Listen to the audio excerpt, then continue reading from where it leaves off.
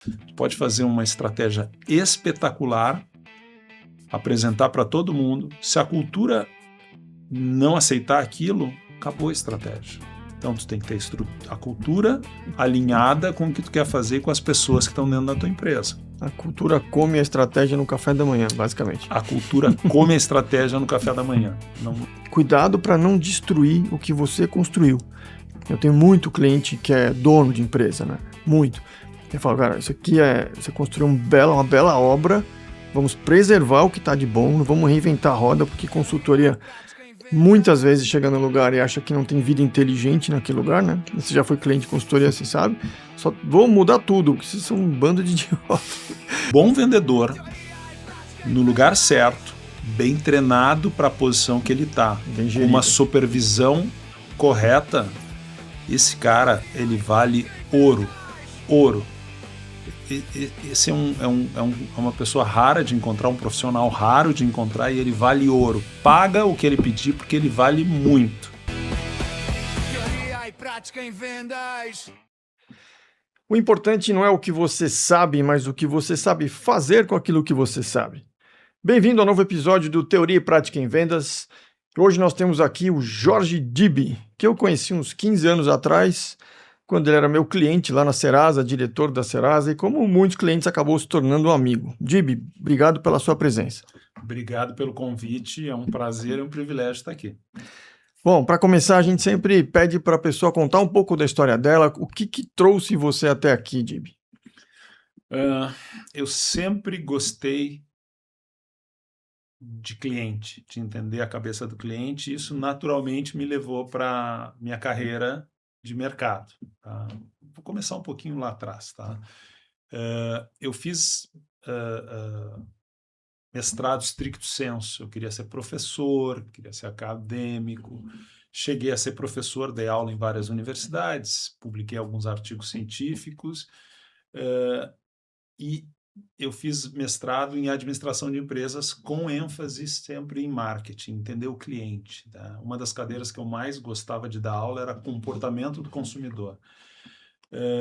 E no meu mestrado, eu tive um privilégio naquele tempo, hoje em dia acho que isso não é nem permitido, mas eu trabalhei de graça como assistente dos meus professores que davam consultoria. Eu descobri que aquele negócio era muito legal de fazer, intelectualmente um desafio muito bacana, e quando eu terminei o mestrado, eu saí do mestrado e fundei uma empresa de consultoria com mais 3 colegas do mestrado. Imagina, os caras jovens, otimismo total, vamos fazer a empresa que esse negócio vai dar certo. E deu certo, né? Poderia ter dado errado, mas deu muito certo. A gente teve um sucesso com os clientes, com resultado. E o que acontece com uma empresa de consultoria é que quando você faz um trabalho para um cliente, se ele gosta muito daquilo, ele quer te contratar. Eu terminei sendo contratado por um dos nossos clientes, o Grupo RBS, lá do Rio Grande do Sul. Que é a Globo lá no Sul, né? Que é a Globo no Sul. E é onde começa a minha experiência na área comercial, na área de mercado. Eu fui contratado para dirigir a operação comercial de televisão, né? E cheguei lá e descobri, primeiro, uma empresa de alto nível, assim, um nível de exigência na formação das pessoas muito alto, processos muito bem delineados, líder de mercado, né? Eu tinha uma equipe com 350 pessoas, dividida nas unidades, nas televisões, ao longo do Rio Grande do Sul. E era área comercial? Área comercial. 350 pessoas na área comercial? No total, comercial e marketing. Então, no total, eram 350 pessoas, porque naquele tempo, ao contrário, hoje em dia está diferente, pelo que eu sei, a operação das afiliadas, né? Hoje em dia, a Globo assumiu várias atividades que antes eram executadas nas afiliadas. E, então, era uma estrutura maior. Talvez eu esteja exagerando um pouquinho o número aqui na lembrança. Não, mas se for um pouquinho menos, já é muita gente. Exato. Porque tinha os grandes clientes que eram atendidos por nós, tipo os clientes médios, clientes pequenos, e tinha um mercado muito grande, né? Hoje em dia há uma concentração maior do que antigamente. É muito difícil para um cliente muito pequeno fazer um anúncio de televisão, Uhum. um vídeo. Então, foi onde eu comecei, foi um desafio super bacana. Aí todo mundo pensa, Globo é fácil, líder, né? Claro, se você é o líder e você tem que crescer, o desafio é grande. Tem menos espaço para Tem crescer. menos espaço para crescer. Menos share para roubar. Menos share para roubar. A gente fez, quando eu estava lá, a gente fez uma mudança e eu terminei assumindo a direção comercial dos veículos, todos, rádio, televisão, jornal, internet, que estava começando forte, eventos. Que ano foi isso? Isso foi em 1900, eu entrei em 98, essa mudança foi em 2001, eu acho. E foi muito interessante porque quem fez a estratégia foi a McKinsey e a estratégia era de one-to-many e one-to-one. Então, one-to-many é quando tu faz um anúncio, né, um comercial de televisão que tu vai falar com milhões de pessoas. One-to-one é quando tu vende um ingresso para um evento. Eu estou vendendo para o Vitor. Tudo isso tem uma abordagem comercial que tem que ser customizada, né? Ou seja, o pitch de vendas do cara que vai conversar com lojas Renner era e é um grande anunciante no Brasil. Então, se eu entendi, assim, a venda para um key account, para um um key Renner, account, era um lojas one-to-one, Renner, era uma estratégia. E como é que era a venda one-to-many? to Era many. comercial da Então, Globo para Não. captar? Aí Como é que lembra era? que nesse caso, eu estou falando quando eu migrei para ver a estratégia comercial do grupo. Aí quem fazia era a pessoa de eventos que tinha que vender para uma pessoa. Então, isso aí, obviamente, ela usava os recursos que o grupo tinha e tem para comunicar, mas aí tem toda uma abordagem diferente. Uhum. Falando de televisão, tinha que conversar com o grande cliente e com os pequenos clientes. E no caso da afiliada, aliás, eu acredito nisso para qualquer empresa, seja uma empresa global, seja uma empresa local. É muito importante ter um relacionamento próximo com o teu cliente. No caso da RBS, é um cliente gaúcho, eu sou gaúcho, tem a cultura própria, então a maneira de se comunicar, a própria maneira de fazer negócio é diferente. Uhum. Eu estou há 18 anos, 19 anos morando em São Paulo. E essa diferença de cultura empresarial É clara mesmo? é muito clara e eu acho que ela tem que ser entendida e respeitada para você tirar o máximo dessa relação, tá? Então, nesse caso, tinha que montar uma estratégia para falar com o grande cliente. O grande cliente ele tem um poder de barganha muito maior e o cliente menor, menos, né? E gaúcho, mineiro, carioca, eu me lembro, assim, vários lugares é onde mais faz diferença ter alguém do local vendendo. Alguém local vendendo. O pessoal mais bairrista, eu acho. Fora desses três, eu não sei se tem muito, não, mas Olha, eu vou te falar, gaúcho, carioca, mineiro. eu vou te falar a minha experiência, tá? Depois eu trabalhei com o mercado brasileiro todo. Tirando São Paulo, e eu falo São Paulo capital, tá? Que é uma metrópole, que tem a influência de multinacional, que tem métricas muitas vezes que não tem como fugir delas, né? As pessoas estão acostumadas. O resto do Brasil, todos têm uma cultura local que tem maior ou menor impacto.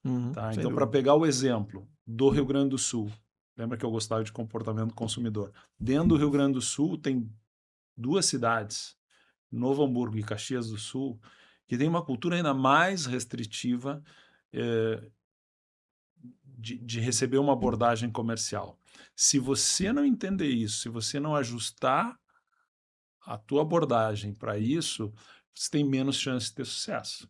E assim no Brasil inteiro. Já O tem uma Nordeste objeção também, logo de cara, né? logo de cara. Tem que saber lidar com o teu cliente. Chegou com sotaque paulista lá, o pessoal já começou já com uma objeção. Já tem um problema. Exatamente. Depois da RBS, eu tive 3 anos, que foi uma experiência muito interessante. Eu fui sócio de uma agência de propaganda para em comunicação, que tinha lojas Renner de cliente. Então eu tive o privilégio de olhar o outro lado do balcão, né? Antes eu era veículo de comunicação, Isso foi no começo dos anos 2000 e ali, isso foi em 2003. que ainda as agências de publicidade tradicionais ainda Eram muito reinavam fortes, ainda. sendo muito rentáveis, muito. E o paradigma não tinha sido quebrado ainda, né? Não, não. Eu tive o privilégio de entender como é que funcionava o outro lado, né? E a agência de propaganda naquele tempo, aliás, a, a agência de propaganda naquele tempo, ela tinha condições, de fato, de fazer um impacto muito positivo na vida do cliente. Porque, de fato, se tu tem uma ideia que ela ressoa bem na sociedade, no teu público-alvo, aquilo alavanca vendas muito. Até hoje é assim, mudaram os meios, né? Uhum. Mas a frase daquele tempo continua valendo: content is king. O conteúdo é o rei. Aquilo que você comunica é o que tem o maior impacto. 30 segundos, eu falava isso naquele tempo e é verdade. 30 segundos na Globo custa a mesma coisa se você tem uma comunicação boa ou uma comunicação ruim. Só que com a boa vai alavancar a tua venda 100 vezes, com a ruim, porque funciona, tá falando com um monte de gente, 10 vezes. Mas é muito diferente. Então foi uma experiência muito boa, descobri que eu não nasci para ser publicitário, apesar de eu ter admiração e gostar muito. E aí eu fui convidado para Mas trabalhar. por que não? Assim, O que não bateu ali com... para ser publicitário, o publicitário ele é uma vida muito dura, porque ele tem normalmente poucos clientes, né? Assim, não é uma Muito empresa dependente de uma conta ali, né? muito dependente das contas maiores, né? Ele tem um modelo de trabalho que difere muito do cliente dele, né? Assim, ele é mais para tu ter aquela grande ideia, tu precisa de pessoas que pensem de uma maneira diferente.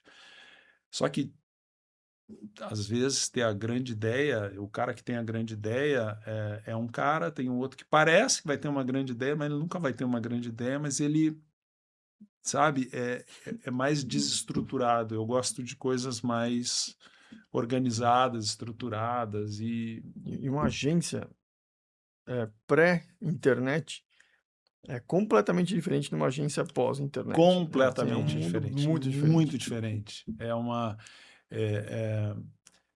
A questão, inclusive, competitiva era muito diferente, muito baseada em relacionamento, não necessariamente em métricas claras. Tu me conhece, né? Uhum. Eu fui teu cliente. Eu Cobrou muito isso da gente. cobrei muito isso de vocês, foi excelente, né? Então, é uma questão de jeito, né? Apesar de, como eu falei, eu respeito muito o potencial que essas empresas tinham, né? A que eu fui sócio, eu escolhi ser sócio porque era a melhor nesse sentido, mas mesmo assim a indústria era complicada para o meu Seu jeito de perfil ser. aí, né? E aí fui trabalhar no Google. E aí eu fechei, Essa parte eu não sabia também. eu fechei um ciclo, porque mídia tradicional, rádio, televisão, jornal, etc. Agência tradicional, olhar do outro lado. E aí eu fui trabalhar no Google para ver aquele negócio que estava, entre aspas, começando já, né, 2007, dezembro de 2007. E o Google ele é organizado por verticais. Então, travel, media entertainment, technology. E eu fui contratado para dirigir 2 desses verticais. Porque naquele tempo o Google era pequeno. A gente tinha no escritório 150 pessoas. Hoje é um negócio gigante, né? Quando eu entrei, quando eu saí já tinha muito mais gente, né? Mas assim, Ainda já era líder, o Yahoo já ainda não, existia, já não, tinha acabado já. O Google já era líder, o Yahoo ainda existia, acho que ainda existe, né? Yahoo Finance de vez em quando eu dou uma olhada, mas assim, eu crescia 3 dígitos todos os anos. Nada além da obrigação, porque era um negócio com potencial gigantesco e que tinha que crescer dessa maneira. Você mais que dobrava todo ano. Muito. Só que eu me lembro de uma visita que eu fiz na Gol. A Gol estava começando, acho que nem tinha começado a usar 2007, assim, mais ou menos, 2008? 2008. Na época a gente estava lá, justamente. A gente fez É? academia de vendas da Gol nessa época. Interessante. 2006 a gente fez academia de vendas da Gol. Eu- Da Gol. Eu fiz uma reunião com o vice-presidente de marketing e os diretores para explicar como que era o mercado de search para aviação, né? E eu me lembro, talvez, mas assim, eles investiam tipo R$ 10.000 por trimestre no Google. Imagina, estava realmente começando. Então, para mim foi uma experiência maravilhosa. A minha equipe no Google tinha 6 pessoas.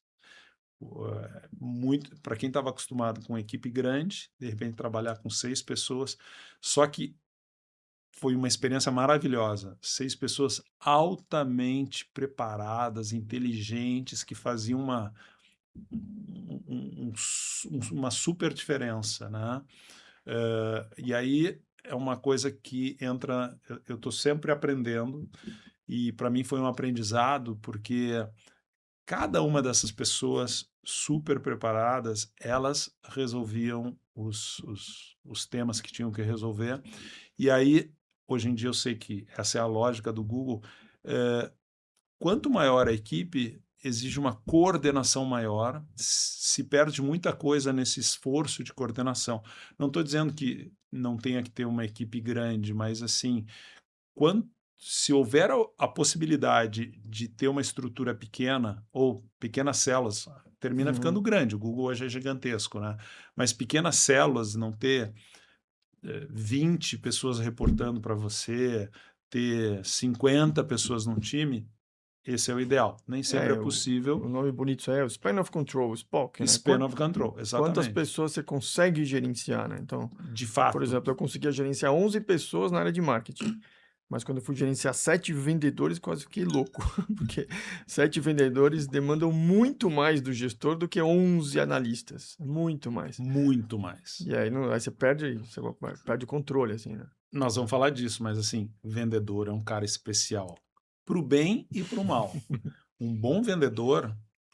É um cara diferente. Ele faz uma diferença enorme numa empresa. Tem pesquisa sobre isso que mostra Um bom vendedor.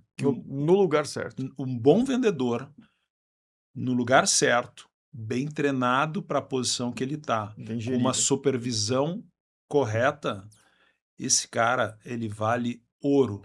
Ouro. Esse é uma pessoa rara de encontrar, um profissional raro de encontrar, e ele vale ouro. Paga o que ele pedir, porque ele vale muito. Mas é difícil de gerenciar. Quando eu trabalhei na RBS, não era da minha área, mas eu tinha, obviamente... Quando você está falando de vendedor, você está falando mais hunter, né? Um cara mais de prospecção. Os dois. Porque o farmer, às vezes, se tu pega um farmer que tem uma conta, quando eu estava lá na Serasa, que eu era teu cliente, tu pega um farmer que tem uma conta como Itaú, ou uma conta como Bradesco ou Vivo, que é uma conta importante em termos de receita para a companhia, né? Estamos falando de conta de dezenas de milhões de real de receita, pelo menos naquele tempo, não sei como é hoje. Esse é uma estrela. É que nem lidar com artista, né? Ele precisa estar motivado, ele precisa estar... É um artista. Eu não sei se conhece o professor Christopher Croner. Não me lembro. Ao longo da minha vida, eu contratei muita gente, né, boa para dar consultoria, né? Apliquei testes para tudo. Esse é o melhor teste que eu conheço para avaliar um bom vendedor, tá? Um bom vendedor, ele tem 3 características que vale para qualquer tipo de negócio.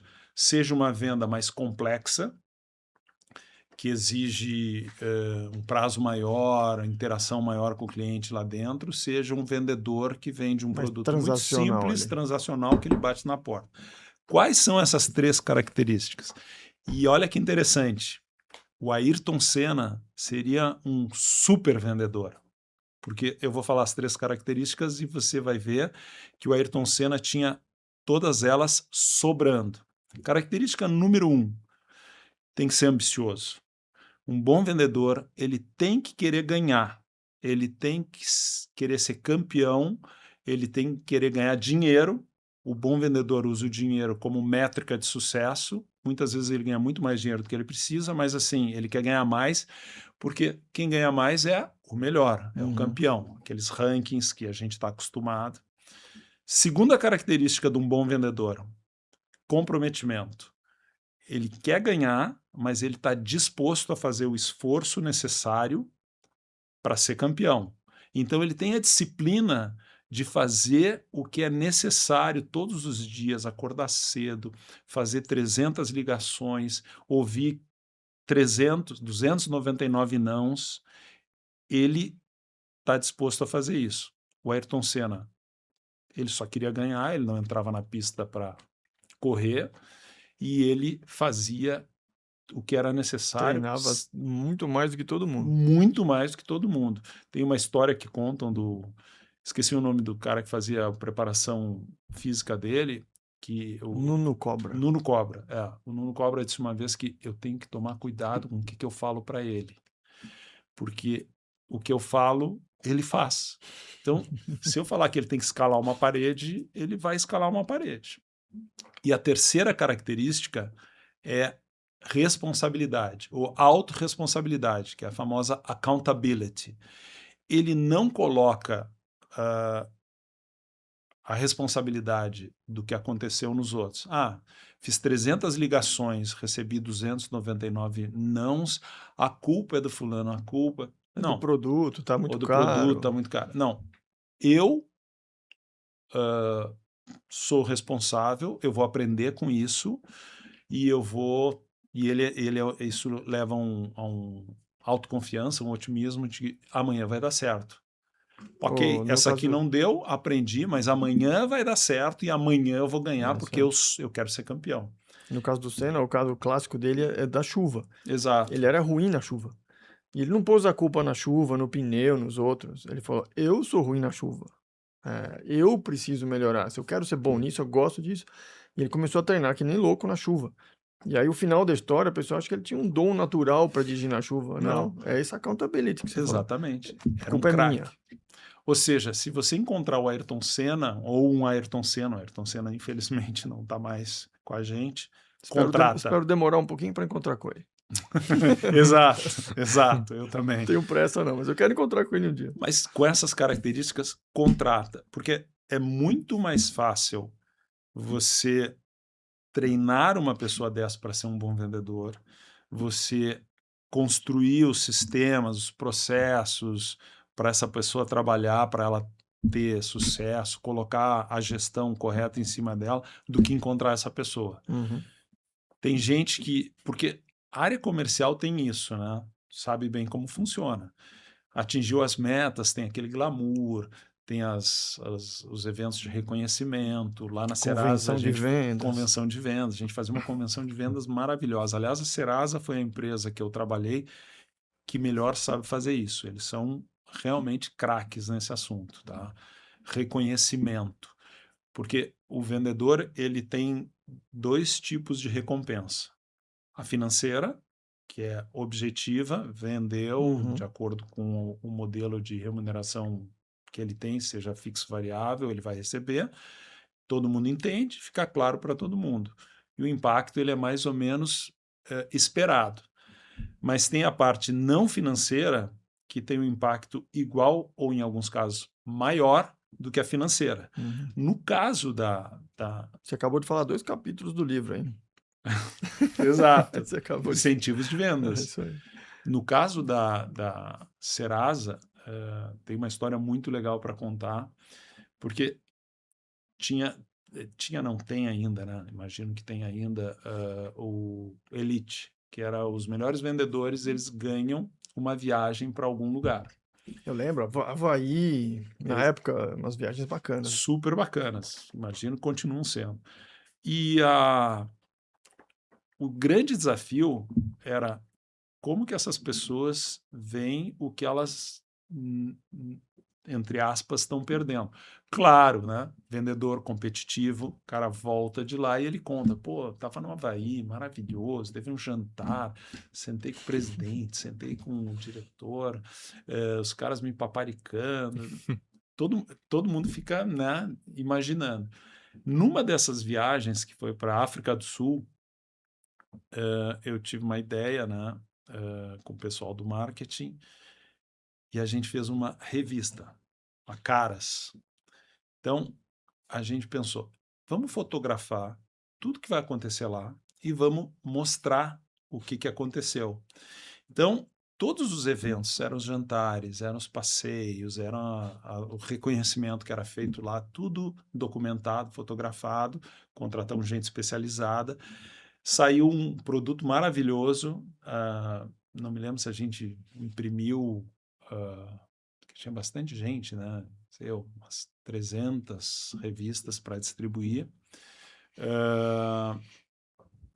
Só que, para quem foi, a gente fez uma diferente, a capa. Então, a capa era ele com a pessoa que ele convidou, seja a mulher, o marido, o filho, e ele guardava aquilo para ele, e todo o resto da equipe comercial ganhou uma revista mostrando. Então, assim, eu não preciso dizer, o pessoal estava mordendo, porque no ano que vem eu vou, não quero nem saber, eu vou nessa viagem. A gente conseguiu transmitir para eles com muita clareza o que era esse reconhecimento. Claro, tem um custo. Vendedor bom é muito movido a esse tipo de coisa. Com É certeza. muito movido. Se ele não está movido por isso, é porque ele não é tão bom. Exatamente, exatamente. Se ele não ficou mordendo de raiva, de inveja ali, é porque ele não é tão bom assim. Não tem a primeira característica, né, Uhum. que é básico, que eu Ambição. quero ser o campeão, ambição, e não vai ter as outras duas. Quando eu entrei na Actavox, eu lembro de umas primeiras coisas que eu ouvi do Vitor eu prefiro direcionar touro bravo do que empurrar a mula empacada, né? Prefiro segurar touro segurar, bravo né? do que empurrar a mula empacada. Então é isso com o vendedor, né? Você encontra o touro bravo, traz ele porque você treina, direciona, gerencia, né? Mas empurrar a mula empacada é complicado. O cara não tem vontade, ainda tem o que fazer, né? Vontade tem que ser inerente da pessoa. Então, minha experiência pessoal, depois de ter dirigido área comercial em várias empresas, como consultor, ter trabalhado com várias empresas, você não consegue empurrar. Não adianta. Uhum. Meu conselho deixa a pessoa aí ser feliz em outra coisa, porque não tem. Se o cara não nasceu para aquilo, ele não vai performar. E aí não é que ele tem que nascer para aquilo. Claro que tem gente que nasce com essas características e elas precisam ser trabalhadas. Vendedor melhora, não é que nasceu um... Vendedor melhora muito, né? O cara pode entrar cru, comete um monte de erro, ele tem que ser trabalhado. É que nem... Antes eu falei que é que nem um artista, que nem um jogador de futebol. O cara tem o talento, mas assim, ele precisa entender que ele está num time, ele precisa entender que ele estando num time, ele tem que, de vez em quando, jogar para os outros, ele vai perder uma venda, mas o amigo dele, o colega dele vai ganhar, a empresa vai ganhar, e isso vai ser percebido e recompensado. Então, mas assim, se o cara não nasceu para ser vendedor... Eu uso muito o modelo chá, né? Conhecimento, habilidade e atitude. Habilidade é o hardware. Então, o hardware ali, se a pessoa não sabe falar direito, não sabe se comunicar, não tem raciocínio matemático, não vai ser engenheiro, por exemplo. Exato. Conhecimento, a gente dá treinamento. Agora, a atitude é inerente da pessoa. E até vou dar uma dica aqui, né? Que a gente faz Eu faço muito assessment e entrevista, né? A gente contrata vendedor, contrata gerente de vendas. E para quem quiser passar em qualquer entrevista, né, a principal característica é vontade. Então é incrível, cara. Eu entrevisto 10 pessoas e eu fico falando, e aí, como é que é? Tá afim? Ah, sim, tô afim. Pô, tá afim ou não tá, cara? É Eu isso. pergunto assim, eu vejo a vontade da pessoa, tá afim? O que que você acha disso tudo? Olha, a empresa é essa, a função é essa, o que que você acha? Ah, legal. Não, Começou mal, né? Como é que eu vou botar um exato. cara que não tá afim? Não, eu tô afim. É exatamente isso que eu quero. Me bota aí. Aí, se o cara tiver deficiência, ele compensa com atitude. Ele Com aprende. certeza. O cara que tem a atitude certa, ele aprende. O que não tem, não vai aprender nunca. E Porque ele nem assim, quer aprender, né? O cara que não tem é. atitude nem quer aprender. Como é que ele vai aprender? E isso que tu falou é uma coisa interessante. Por quê? Porque tu não está contratando ele para ele ser programador, para ele trabalhar no RH, no financeiro, está contratando ele para ser vendedor. Vendedor tem que vender. Para eu vender alguma coisa, eu tenho que estar muito Ele tem que ter confiante. energia. Eu tenho que ter energia. Eu tenho. Imagina, eu brinco que todo mundo é vendedor. Todo mundo é vendedor. Uhum, Alguma coisa Uhum. você está vendendo. uhum. Se você está tentando conquistar uma menina Tá quando se você é jovem, vendendo ali. você está se vendendo, né? O emprego, a entrevista de emprego para qualquer um é uma venda. Exato, você está se vendendo para aquela posição. Então, assim, se o cara que está sendo contratado para ser vendedor, ele. É legal.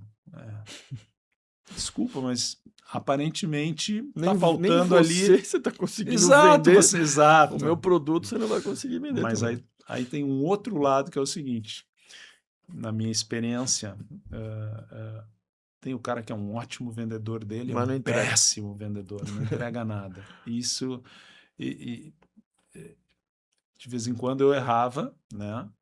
Errei bastante nessas contratações, né? A gente acerta mais do que erra, mas Ah, erra. Aí eu ficava pensando é assim, por isso que a gente fica bom, né? por isso que a gente aprende, né? Eu também errei Aprende a fazer a muito. leitura, né? Hoje eu acerto 90%.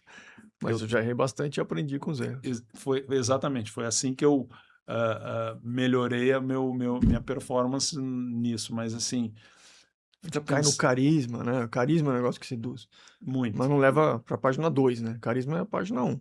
É, é aquele cara, é o outro exemplo, né? Que ele é o cara que o cliente adora, todo mundo Mas não gosta, compra. mas o cliente não compra. Não, ele não vende. É. Ele vai lá, bate papo, tá tudo ótimo. Mas nós estamos aqui para Relações, vender, né? Exato. Closing. relações públicas. Relações, exato, o cara é ótimo em relações públicas, é um péssimo vendedor. Não funciona, Muito comum. muito comum, né? E aí as empresas terminam se iludindo de que, pô, mas olha só, o cliente ama ele, não sei. E tem Sim, muito estereótipo, né? O pessoal estereotipa vendedor. Não, cara, olha, super vendedor.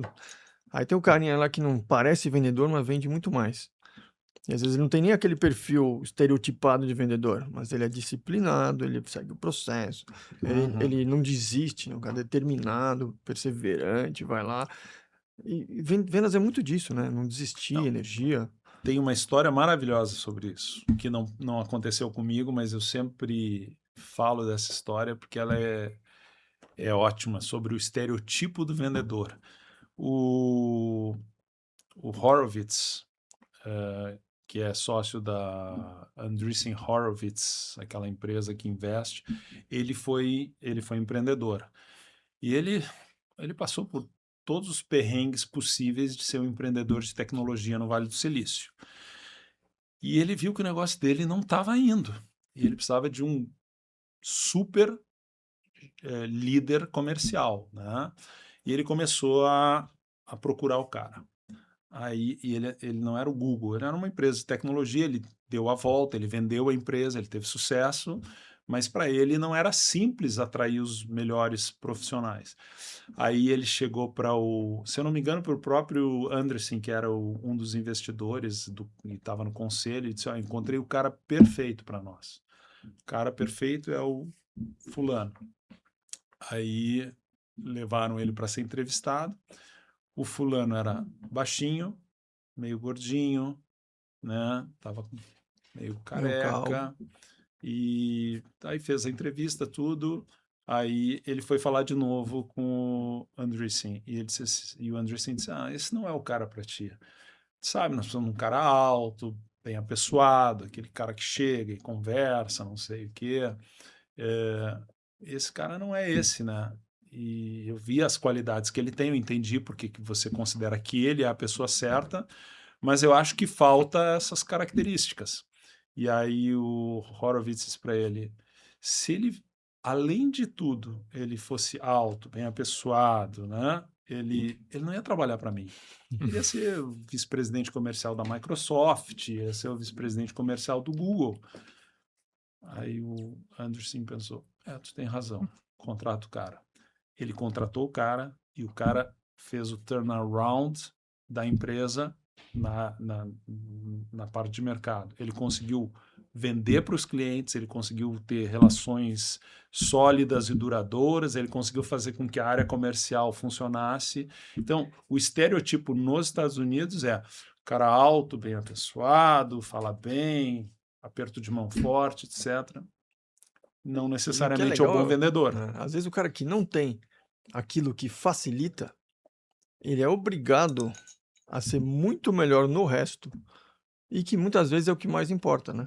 Aí por exemplo, ser bonito ajuda, ser carismático ajuda. Mas, de novo, te leva até a página 2 no máximo. Porque se você não tiver consistência, isso desmorona. Mas o cara que tem consistência e não tem o resto, com o tempo ele cresce, ele fala, pô, o cara, ele é feio, mas o cara é muito bom, entendeu? Entrega. Então, às vezes, não ter o atributo que facilita é a melhor coisa que existiu, assim. Então, por exemplo, Deus não me deu carisma. Graças ao fato de não ter carisma, eu tive que sempre fazer as coisas sempre melhor que os outros para poder ter o mesmo resultado, para ter o mesmo reconhecimento. Legal, graças a Deus, Deus não me deu carisma. Entendeu? Às vezes o cara que não tem o atributo lá é uma bênção para ele. Sem dúvida. Cada um tem as suas fortalezas e fraquezas e a gente tem que ser o melhor de nós mesmos. Ponto. Você pegar o mix que Deus te deu e fazer o melhor possível ali. Play with the cards that you have. That's it. Não adianta querer. O mau vendedor, ele vai perder tempo pensando, mas se a empresa fizesse isso, se o produto fizesse isso. Não, amigo, é isso que nós temos aqui. Voltando para o Ayrton Senna. O carro é esse aqui. Você tem uma Toleman. E aí você vai e ultrapassa o Alan Prost na chuva Mônaco. É isso. Acabou, meu amigo. Com uma McLaren. E aí o bom vendedor vai trabalhar com os melhores produtos no futuro, mas tem que conquistar isso. Sim. Mas nem sei se é tão... O cara que é bom mesmo, ele quer o desafio. O desafio motiva o vendedor. É uma das coisas que a gente coloca aqui, né? Sem desafio para o bom vendedor. Cara, qual é o meu desafio? Me bota aí.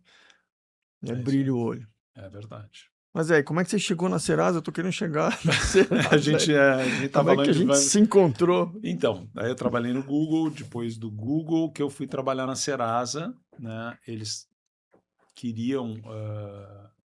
eu fui almoçar com o Francisco Valim e ele... Outro gaúcho, né? Outro gaúcho, E ele me falou, olha... Isso era Porto Alegre ainda? Não, em São Paulo. São Paulo já. A gente já morava em São Paulo. O Valim já era o presidente da Serasa nessa época? Ele era o presidente da operação... Da NET. Europa... Ele já estava morando na Europa e ele dirigia uma das unidades lá de um dos mercados e ele me contou... Na Experian. Já estava na Experian? Ele já estava na Experian. E aí ele me disse, o pessoal aqui no Brasil, eles estão procurando, eles estão falando sobre ter uma pessoa que tenha uma visão diferente de fazer funcionar o modelo matricial que a Serasa tem. Mas você já conhecia o Valim? Eu conheci o Valim. Ele foi meu colega de mestrado, meu amigo. Eu conheço o Valim há muitos anos. Não vou dizer quantos, porque é muito, né? E ele disse, o pessoal, a gente se encontrava, ele disse, o pessoal está procurando, acho que vale a pena conversar. Eu disse, não, mas eu tô bem, tô feliz no Google. Ele disse, ok, mas conversar nunca fez mal para ninguém. Eu disse, é verdade, conversar nunca fez mal para ninguém. E aí, conversando, eu terminei indo trabalhar na Serasa. Qual que era o desafio da Serasa? Eles tinham um modelo complexo de gestão, assim, comercial, que era os canais comerciais. Então, tinha o canal dos grandes clientes, que era Canal estratégico. canal estratégico. Então, era realmente os grandes clientes. Itaú, Bradesco. Aquelas estrelas que você falou, mas cedo. Exato. Eu lembro delas. Então, tinha um diretor, um superintendente que cuidava disso e os vendedores, os key accounts, eram pessoas assim mais sofisticadas. O processo de venda ele demorava mais tempo, ele envolvia a customização, ou seja, eu vou pegar esse produto dessa unidade de negócio, mas esse produto dessa outra e vou criar algo para o Itaú ou para o Bradesco. Então, era um processo de venda mais longo, mais complexo, com risco grande, né? De um key account, naturalmente. De um né? key account, naturalmente. Então, e um farmer, né? Porque eu já era cliente. Então, esse era o canal dos grandes clientes. Aí tinha o canal que eles chamavam de corporate, não sei se ainda chamam de corporate, que é os clientes médios grandes. E aí era O meio da pirâmide ali. o meio da pirâmide. E aí organizar de uma maneira mais tradicional. Cada região do Brasil tinha um gerente regional, cada estado Filial. tinha uma filial que atendia esses clientes. Era a maior estrutura da Serasa própria, né? Porque tinha indiretos, né? A gente fez um trabalho lá com 34, se não me engano, gerentes de vendas filiais, gestão de pipeline, CRM. Exatamente, imagina. A gente trabalhou muito com corporate, trabalhou com estratégico também. Sim. E você vai falar do PME, né? Isso. Então, assim, uma estrutura grande. E aí o PME em si já era um negócio muito complexo, porque tinha vendedor próprio, ou seja, o vendedor do PME, ele pegava, que é um clássico da venda, né? Pega essa rua aqui e bate na porta de todos os estabelecimentos que tem para vender. Então tinha vendedor PME próprio, tinha representante comercial, ou seja, ele comprava o produto da empresa e revendia e Esse é o distribuidor. percentual. Esse é o distribuidor. Não, esse é o representante comercial. Tinha o distribuidor. O distribuidor, ele comprava o produto da empresa, empacotava com o jeito dele e vendia. Então, E o representante? ele só vendia o produto do jeito que era e ganhava uma comissão. O distribuidor, ele comprava Legal. e ele vendia com o preço dele. Então, a margem dele podia ser diferente. Tá? Então, já falei de 3 canais dentro de um canal. Tinha PME significa o quê? pequenas e médias empresas. Ah, tá, isso. Que Suspeitei que era isso na mesmo. prática é pequenas, né? Tá. Mais pequenas do que médias. Mais pequenas e micro, né? Pequenas e micro. E muito hunter. Muito forte hunter. Aí tinha televendas, que era uma coisa importante naquela época. Outbound, ou seja, ficar ligando para vender. Própria e de terceiros. Então, a gente tinha o nosso televendas, tinha um gerente de televendas da Serasa e tinham televendas contratados para fazer a comparação do nível de eficiência do terceiro versus o interno. Tá? E inbound, para receber, que obviamente era interno, e tinha internet. Então, assim, só no PME já era uma complexidade muito grande. Por quê? Porque, claro, tirando o estratégico, que o cara, por mais sem noção que ele seja, ele não vai pegar o cara do PME, não vai pegar e vai ligar para o Itaú, eu tenho um negócio para te vender aqui, né? Então, tirando o estratégico, era muito comum, e é muito comum em todas as empresas que têm esse nível de capilaridade de mercado, um entrar no outro. Então, assim, tem um contrato com o cliente do corporate e liga um cara do PME, vou te dar um desconto de 20% sobre o que tu tem aí. Aí o cara fica muito chateado com o vendedor dele, que atende ele há 3 anos, diz assim, eu achei que estava me dando proposta, Condição, melhor condição, me ligou um cara aqui da Serasa, teu colega, às vezes era de um distribuidor, ou de um representante, ou mesmo de um televendas, está me oferecendo aqui um negócio muito melhor. Quebra a confiança de uma relação de longo prazo, cria um problema para ser gerido. Então, assim, esses canais, por si só, já exigem uma gestão muito forte para que lá na ponta a empresa seja percebida da mesma maneira. Que a empresa tem sua cultura, seus valores, e ela tem que ser percebida através das ofertas dos serviços de uma mesma maneira. E uma empresa que tem uma marca forte como a Serasa não sofre tanto, mas uma empresa que não tem uma marca tão forte, se tem essa bateção de cabeça aí, é complicado. Perfeito. Se tu tem uma marca que te protege, é mais difícil. Não é impossível, porque se tu maltratar demais o teu Sim. cliente, maltratar o mercado, tu está maltratando a tua marca, isso em algum momento vai refletir lá. Mas se você não tem uma marca forte, como é o caso da Serasa, é muito rápido de perder mercado, e perder confiança e perder vendas, né? Então, isso já seria complexo. Só que transversal aos canais tinha As unidades de negócio, é isso? não Não é? tinha ainda dentro da área comercial tinha um negócio muito interessante que seriam iguais aos verticais do Google, ou seja, normalmente times pequenos que nem o Google, que é uma pessoa que conhece muito uma determinada indústria. Então, por exemplo, um especialista em seguros, um especialista em varejo, um especialista em bancos, e ele tinha lá ele mais 2 pessoas, esse era o time, né, pequeno, e o papel dele era extremamente importante, por quê? E muito difícil de encontrar essa pessoa no mercado, porque ele tinha as unidades de negócio. As unidades de negócio é onde o produto ele é desenvolvido, onde ele é pensado, né, nas suas especificações, tamanho, etc. Não era uma matriz, era um hexágono. Era um hexágono. O que acontece? Esse cara, né, ele tinha um papel importante. O que ele fazia? Da porta para fora, trazendo para dentro, ele sentava com o pessoal das unidades de negócio, seja pessoa jurídica, pessoa física, marketing service, etc., e dizia: o que o mercado precisa é disso. Ele precisa de um produto que faça esse tipo de coisa. Aí os caras que desenvolviam o produto, legal, vamos ver como é que nós vamos desenvolver isso aqui. E essa interação entre essas informações que eles ficavam trazendo o tempo todo, o mercado está demandando isso, o pessoal da área comercial está tendo dificuldade de vender o produto que nós temos por causa disso, e ajudando o pessoal da unidade de negócio a desenvolver o produto. Quando o produto estava pronto, o papel dele se invertia. Ele pegava o produto pronto, chegava na área comercial e dizia assim: esse é aquele produto que vocês estavam reclamando, que não funcionava, que foi desenvolvido. Como que nós vamos vender ele?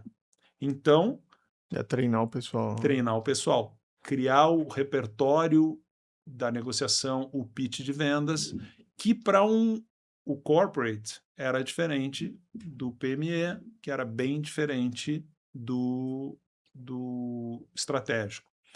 Então, assim, encontrar essas pessoas, fazer com que todo mundo aqui trabalhasse de maneira coordenada, era difícil, porque, voltando para o nosso início da conversa, o vendedor, ele quer vender, ele quer resultado, ele quer remuneração.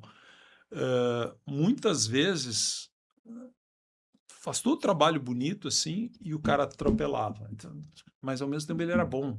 Então, não pode simplesmente, o Vitor atropelou todo mundo aqui, eu vou botar o Vitor para fora. Não, o Vitor é bom. Como que nós vamos fazer para administrar o Vitor? Até o ponto que não dá mais, né?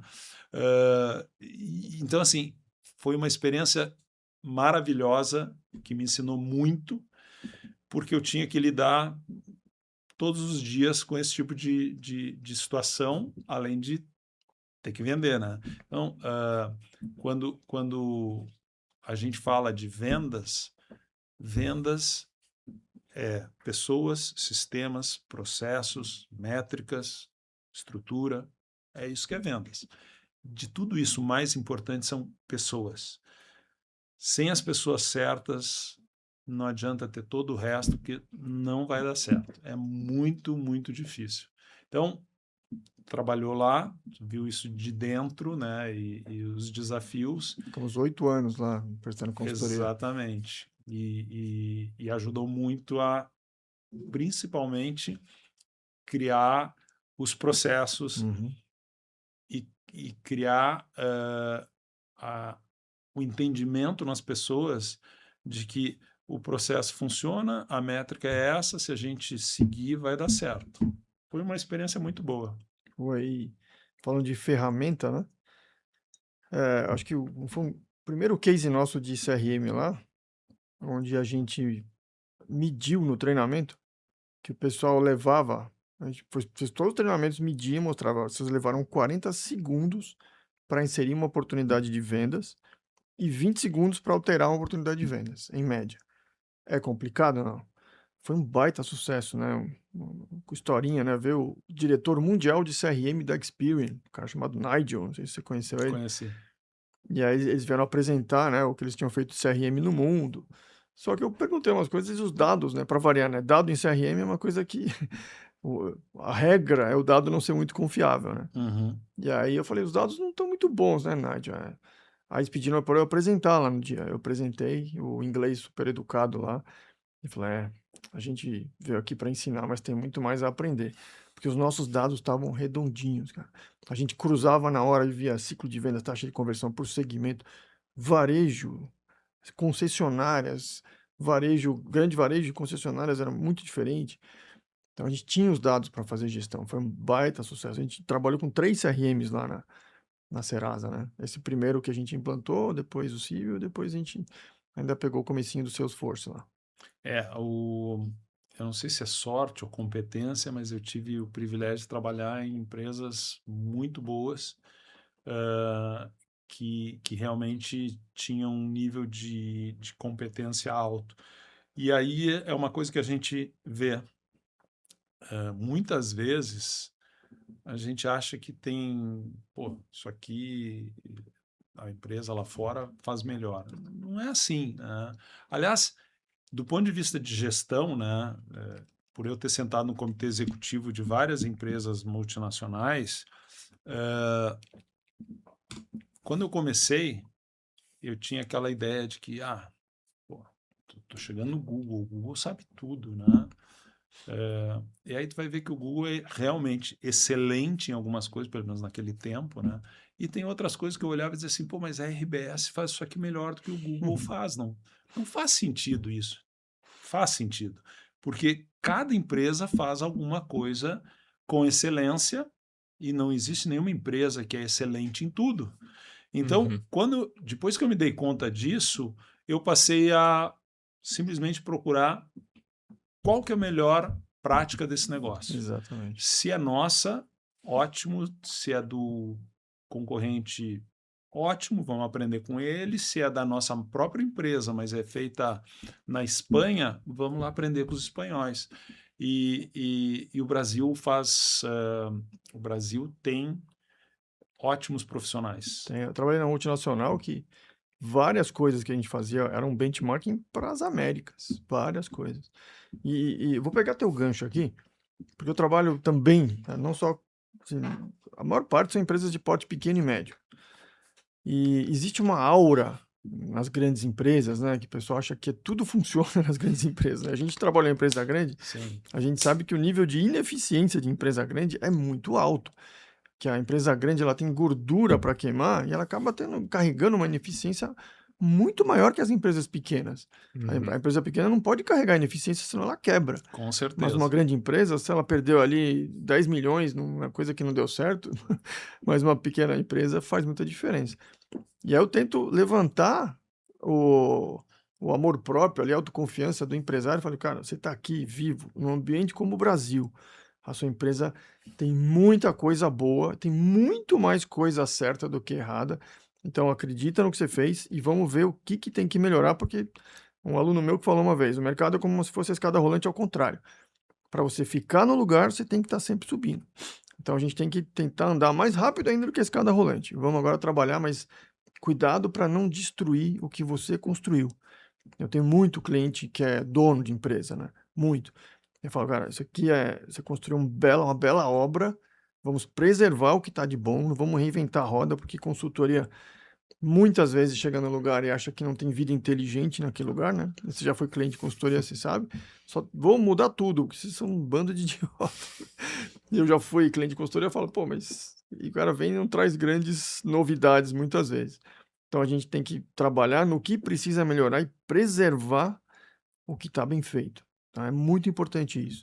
Não, hoje em dia eu sou Recado para consultor, empresários, né? sem dúvida. Hoje em dia eu sou consultor. E isso que você está falando, essa arrogância de vou chegar lá e eu não consigo entender, porque Do consultor ou do da grande consultor, empresa? porque assim, o cara que tem sucesso no Brasil, olha, ele Cara, é é bom. bom. Vamos, Ele é de nota 7 para cima, né? não, vamos separar bem. O cara que tem sucesso no Brasil empreendendo de verdade, ou seja, ele No ambiente não, competitivo, num de ambiente verdade. competitivo, ele não fica indo buscar favores. Não vamos entrar Subsídios. nesse assunto que, né, nós vamos ficar triste, né? É. Ou seja, que ele de fato atende uma necessidade de um grupo de clientes num ambiente competitivo, esse cara é muito bom. Seja um consultor, seja qualquer prestador de serviço que vá trabalhar com uma empresa dessas e ache que vai ensinar tudo, minha recomendação é para os empresários, não contrata, porque não vai ser uma experiência muito boa. Tem que respeitar. E eu sempre falo, para você fazer algo bem feito, a humildade é fundamental. Então você chega no lugar. A humildade para fazer. A gente chama ActaVox, você sabe, né? O Vox é lindo, né? A teoria é linda. Então o PowerPoint é legal, fica tudo bonitão. Se o cara é carismático, então ele vende. Nossa, que maravilha isso aí. Mas o Acta, sem humildade e sem detalhe, você não consegue. Você tem que ser humilde porque você tem que procurar defeitos, aqui tem que pegar o seu PowerPoint bonitinho e achar os defeitos naquilo que você fez. Então, quando você vira do Vox pro Acta, sem isso você não vai conseguir. Fica só na teoria. Aliás, nosso nome é Teoria e Prática em Vendas, né? O nome do podcast. Porque, assim, isso eu aprendi no Google, foi lindo aprender isso na prática, né? Até eu ir trabalhar no Google, eu tinha aquela coisa de que não, tem que fazer direito, né? Até por questão familiar, né? Meu pai, uma pessoa rígida não, faz direito, faz o teu melhor. Faz o teu melhor, mas fazer o teu melhor não significa que tu vai acertar sempre, porque todo o desafio que tem um nível de incerteza maior, claramente não vai dar certo 100% das vezes, porque senão não tem certeza. E se você está fazendo algo que não tem certeza, aí realmente eu espero que tu não erre, né? Porque né, o processo já está feito, só executa que... Né? Agora, vou abrir uma fábrica num mercado novo e vou lançar o meu produto com esta abordagem. O nível de incerteza é altíssimo. A chance de errar alguma coisa não vai ser 0. É de 100%. É 100%. Você vai errar muitas coisas. Se você não ativamente procurar os erros e corrigir rápido, vai dar errado. Não é que eu demorei. Quando eu entrei no Google, para mim, eu aprendi isso rápido. Dentro do Google, mas no Vale do Silício, a pessoa que fez alguma coisa, que errou e aprendeu de uma maneira honesta intelectualmente, de uma maneira de querer evoluir, ela vale muito mais. Por quê? Porque ela já sabe que aquele caminho, que é um pouquinho que a gente está falando sobre contratar pessoas. Eu errei bastante. Se eu não tivesse contratado pessoas equivocadas para posição, eu não teria aprendido nada. Acertei sempre, eu acho que eu sei o que era. Mas na prática, o fato de eu ter cometido erros de avaliação, de seleção, me fez, deixa eu pensar, por que isso aconteceu? O que levou a isso aqui? Como é que eu posso fazer para evitar que isso se repita? Entra aquela terceira característica sua, accountability. Exato. Eu sou responsável. Onde eu errei. Onde eu errei. Não é assim, o erro é dos outros. Não. O que eu fiz de errado? E outra, isso é um problema... Fazendo um pequeno parênteses, quando eu fiz o meu mestrado, e eu não tenho vergonha de falar isso, porque, graças a Deus, eu evoluí, mas quando eu saí do mestrado, eu saí de lá, sim, não tinha... A Federal do Rio Grande do Sul, que é onde eu fiz o meu mestrado, naquele tema não tinha doutorado, então isso era tratado de uma maneira muito rigorosa. E eu tive notas excelentes. Então, eu saí de lá um pouquinho arrogante, tipo, eu já sei os modelos, se eu aplicar os modelos, isso aqui vai funcionar. Na prática, é importante ter o modelo, quando faz um planejamento estratégico, é importante fazer o planejamento estratégico, mas é importante entender que ele não vai ser executado conforme foi planejado. Exato. E o que mais impacta é a cultura da empresa e as pessoas. Hoje em dia, esse é um tema que eu passei a vida estudando e cada vez gosto mais, que é a questão da cultura. Tem a frase famosa aquela, né? Culture eats strategy at breakfast. Ou seja, pode fazer uma estratégia espetacular, apresentar para todo mundo. Se a cultura não aceitar aquilo, acabou a estratégia. Então, tu tem que ter a cultura alinhada com o que tu quer fazer com as pessoas que estão dentro da tua empresa. A cultura come a estratégia no café da manhã, basicamente. A cultura come a estratégia no café da manhã. Não chega nem ao meio-dia. Então, assim, por que eu estou falando isso?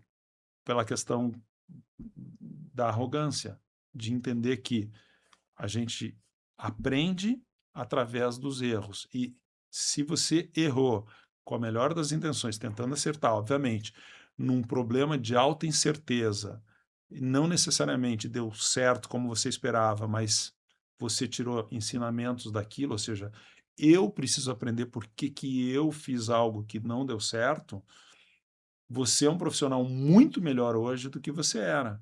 Porque outra coisa interessante é, tomei a decisão errada, mas deu certo. Isso acontece muito, certo? Isso não é óbvio que é bom a gente, né, que nem jogo de futebol.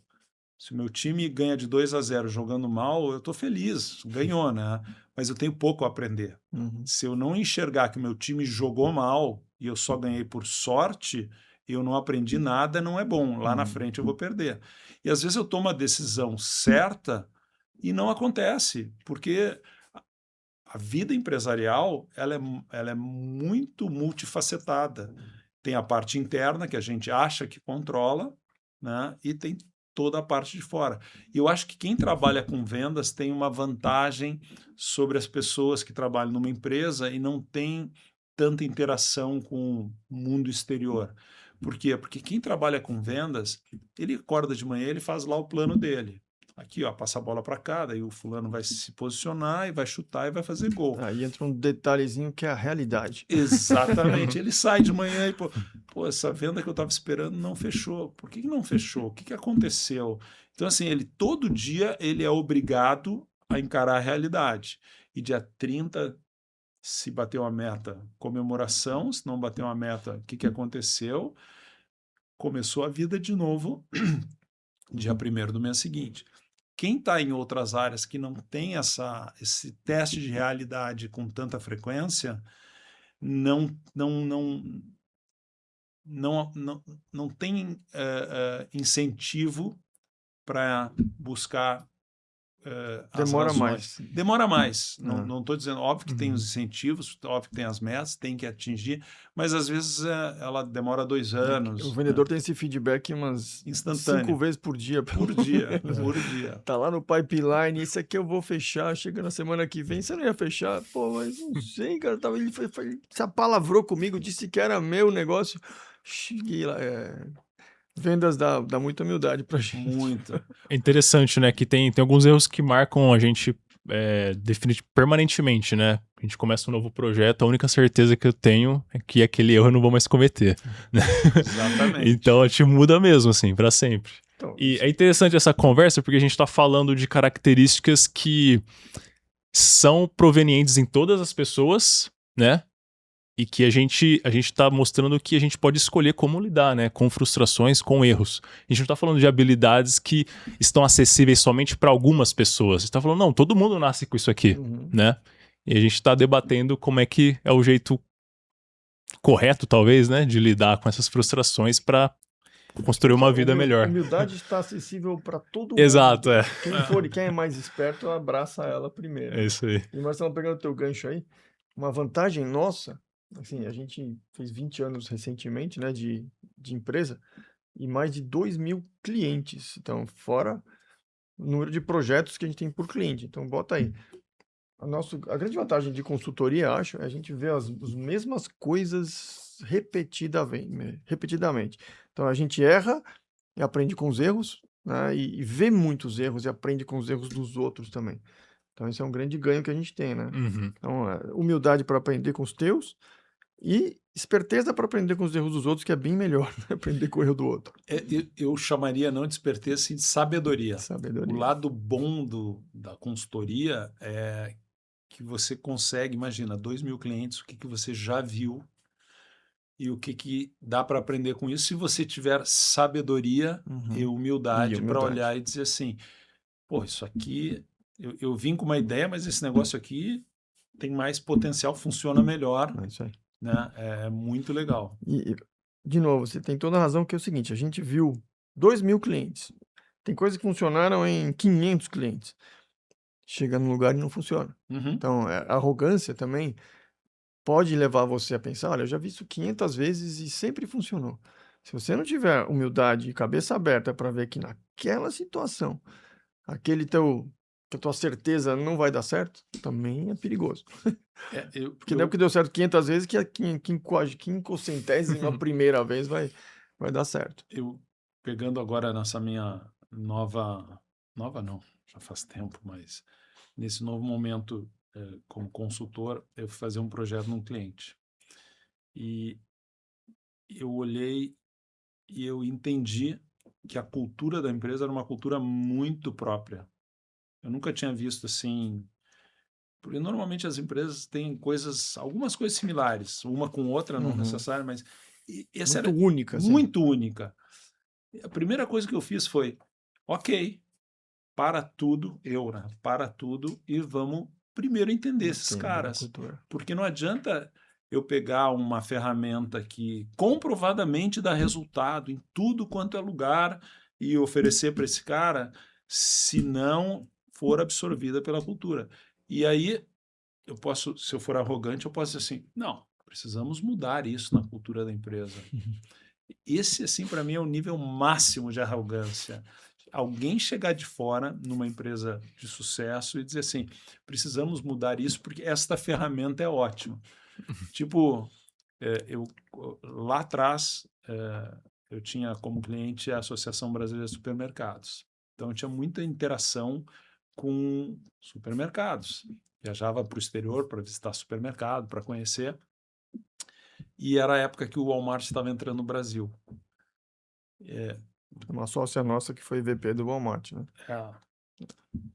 O Walmart, não vamos discutir se é uma empresa de sucesso, não. Bom, Não tem discussão, né? É uma super empresa de sucesso. Só que no primeiro mix de produto que eles trouxeram para o Brasil, tinha esquis. Esse é um caso clássico. Um caso clássico, assim. Pegaram lá um modelo, trouxeram para cá e vendendo esqui no Brasil. Exato. Né? Beisebol, tinha coisa de Tem coisa de beisebol. beisebol, exato. Então, assim... Golfe. Tinha taco de golfe no Walmart. Imagina, tem 10.000 golfistas no Brasil inteiro. Que não vão comprar no Walmart. Exatamente. Então, não adianta. Hoje em dia, eu sou um true believer da cultura. Tem que entender, respeitar. a cultura da empresa, ela pode ser modificada, sem dúvida. A gente pode ficar falando aqui 10 horas sobre isso, ela pode mudar, mas ela não muda de uma hora para outra e não vai ser o consultor que vai mudar nada. Eu vou pegar teu gancho aí. Em empresa de porte menor, a cultura da empresa é basicamente a cultura do fundador. Ela tem a Empresa cara grande do é dono. igual. Também. igual. Acaba perpetuando, igual, né? É exato. verdade. Mas empresa pequena, você não consegue mudar Aí é direto. menos ainda. Aí tu sente mais, o né? problema é você, o dono da empresa. Você... É, Às vezes é mesmo. Eu não tinha mas- pensado, mas é isso mesmo. Às vezes até é, mas... Mas aí Que tem uma coisa de autossabotagem, muitas vezes, né? Tem muito empresário que se sabota. e agora que você falou isso, pensando assim, eu acho que é papel do consultor falar. Ele tem que poder dormir de noite tranquilo que ele fez o trabalho dele. Não, Então ele tem que chegar para o fazer. dono da empresa e dizer, olha, deixa eu te falar, isso aqui não funciona porque você está fazendo isso. Se você não mudar, não vai funcionar. Eu já tive essa conversa com, que eu me lembro, uns 3 donos de empresa. E muito sincero, assim. Sim, Aí, assim, porque a gente tem é uma coisa de confiança, né? Você não Claro. confia, você não... E se eu não fizer meu trabalho, eu não durmo à noite. E eu já cheguei pro dono e falei, cara, você vai quebrar a sua empresa. Você está destruindo a sua empresa. Não é tão incomum, porque tem um lado bom, né? O empreendedor tem um lado bom, né? Tem um lado de quebrar barreiras. Mas geralmente o perfil típico, o estereótipo do empreendedor é muita autoconfiança, né? Tanto que ele se jogou no negócio de alto risco, né? Ser empreendedor Claro. é alto risco, então ele tem muita autoconfiança. sim. A autoconfiança é boa para você abrir caminho, mas, de novo, muita autoconfiança diminui tua humildade. Uhum. E aí você acha que sabe tudo, e muitas vezes você destrói tua própria empresa. Uhum. Então, o cara que tem autoconfiança, mas sabe a hora que ele precisa rever o conceito dele, consegue dar um toquezinho de humildade, ele vai longe. Às vezes a gente precisa fazer esse papel, né? Você deve fazer esse papel, eu faço muito esse papel. Tem que fazer. Ó. Para eu dormir tranquilo. Ah, e a gente tem que fazer. Tem que fazer. Não é agradável chegar pro cara que te contratou e falar, cara, ó, eu olhei tudo aqui, fiz diagnóstico, o problema é você.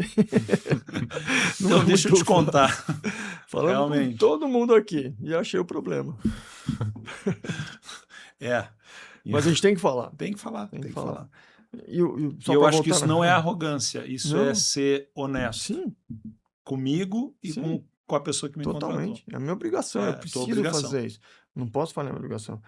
E aí volta um pouquinho no que você falou da humildade, que eu até perdi. Já continua aí, que eu acabei de perder o raciocínio. Manda bala. contratou. Não sei, vamos lá. Vamos. Mas bem legal essa coisa da cultura, né? Falar com o dono lá e ter que...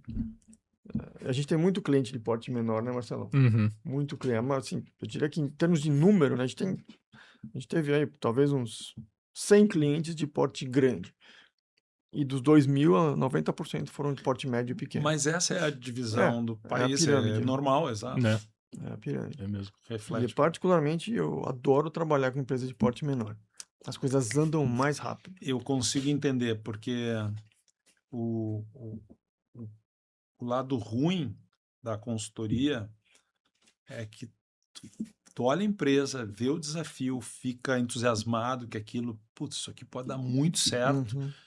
mas não é você que vai executar, sabe? E às vezes termina o projeto, vai não ver. Quando a empresa é menor e é um projeto de mais tempo, tu consegue ver acontecer, tu consegue influenciar e aquilo dá um prazer, né? Então, eu compartilho demais isso. Eu dei o nome de ActaVox por isso, para a empresa, né? Porque a teoria é muito legal. Uhum. Mas se você não coloca em prática e não vê o resultado daquilo, eu me frustro. Eu acho que você está descrevendo a mesma coisa. Então, o que a gente faz nos clientes nossos, né? Olha, eu vou fazer o Vox, aí eu vou fazer o Acta com você. Eu vou virar a chavinha na minha cabeça, nós vamos virar, e vou sentar do seu lado e vou te ajudar na execução, a tirar o benefício desse negócio. Então, assim, não sei se o seu modelo é parecido com o nosso, mas a gente tem clientes nossos de 10 anos, que a gente fica lá e fala, pá, fica aí, cara, porque você está o tempo inteiro me ajudando a resolver os problemas e corrigir a rota. Então, um projeto normal nosso é de 6 meses, 1 ano. A gente vai lá e senta do lado, porque eu quero ver o resultado. Eu não quero gastar um tempo meu, tudo você está me pagando, ótimo. Mas eu não quero ganhar dinheiro por um negócio que vai ser jogado fora. Eu tenho prazer em ver que aquilo que eu fiz deixou um legado. E aí eu volto, como você, por exemplo, e outros que sentaram aqui e vão sentar clientes, eu posso voltar 10 anos depois e eles vão dizer para mim, olha, você deixou um legado, fez diferença. É a melhor motivação que eu tenho. Então, eu estou sentado aqui exatamente por isso, porque você foi cliente da Serasa quando eu estava, você foi consultor da Serasa quando eu estava lá, e eu como cliente, você teve um impacto, a ActaVox teve um impacto muito grande, tá? Exatamente por acompanhar, por entender a história, e com o tempo vocês conheceram as pessoas e aí vocês foram ajustando as soluções para o que era. Ou seja, esse modelo funciona, né? E foi daí que a gente ficou amigo, né?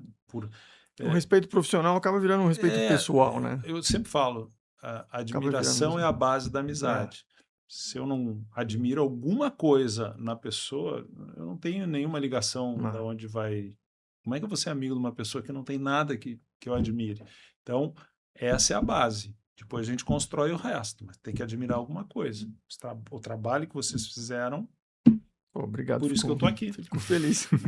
Eu vou até fazer uma brincadeira aqui, né? Que como a gente tem que fazer as coisas difíceis, né? O Acta envolve fazer coisas de tirar o pessoal da zona de conforto e criar novas rotinas, novos hábitos, né? Aí a gente brinca que a gente tem 3 fases na empresa. A fase da rejeição, que a gente chega, abre a porta e o pessoal se esconde, vai pro banheiro, assim, o pessoal, chegou os caras chegaram ali. Aí tem a fase da aceitação, que o pessoal para de fugir.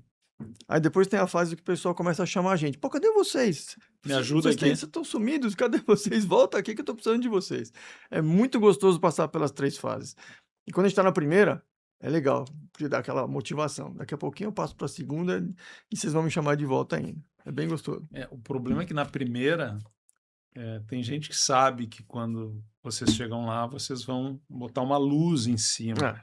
E muitas vezes, né, a luz mostra que, pô, esse cara aqui que a gente achava que era o cara, de fato ele não contribui muito. Aí vamos cobrar mais. E ele não gosta tanto de se esforçar. Então alguns realmente não gostam. Mas para a empresa sempre é bom. Sim. E para os bons profissionais, a terceira fase que você falou esse cara está me ajudando, estou vendendo mais, eu estou sendo mais eficaz, eu estou sendo mais eficiente, chama mais, óbvio, né? E aí a gente começa a diminuir a carga horária e a pessoa fala, cadê vocês aqui?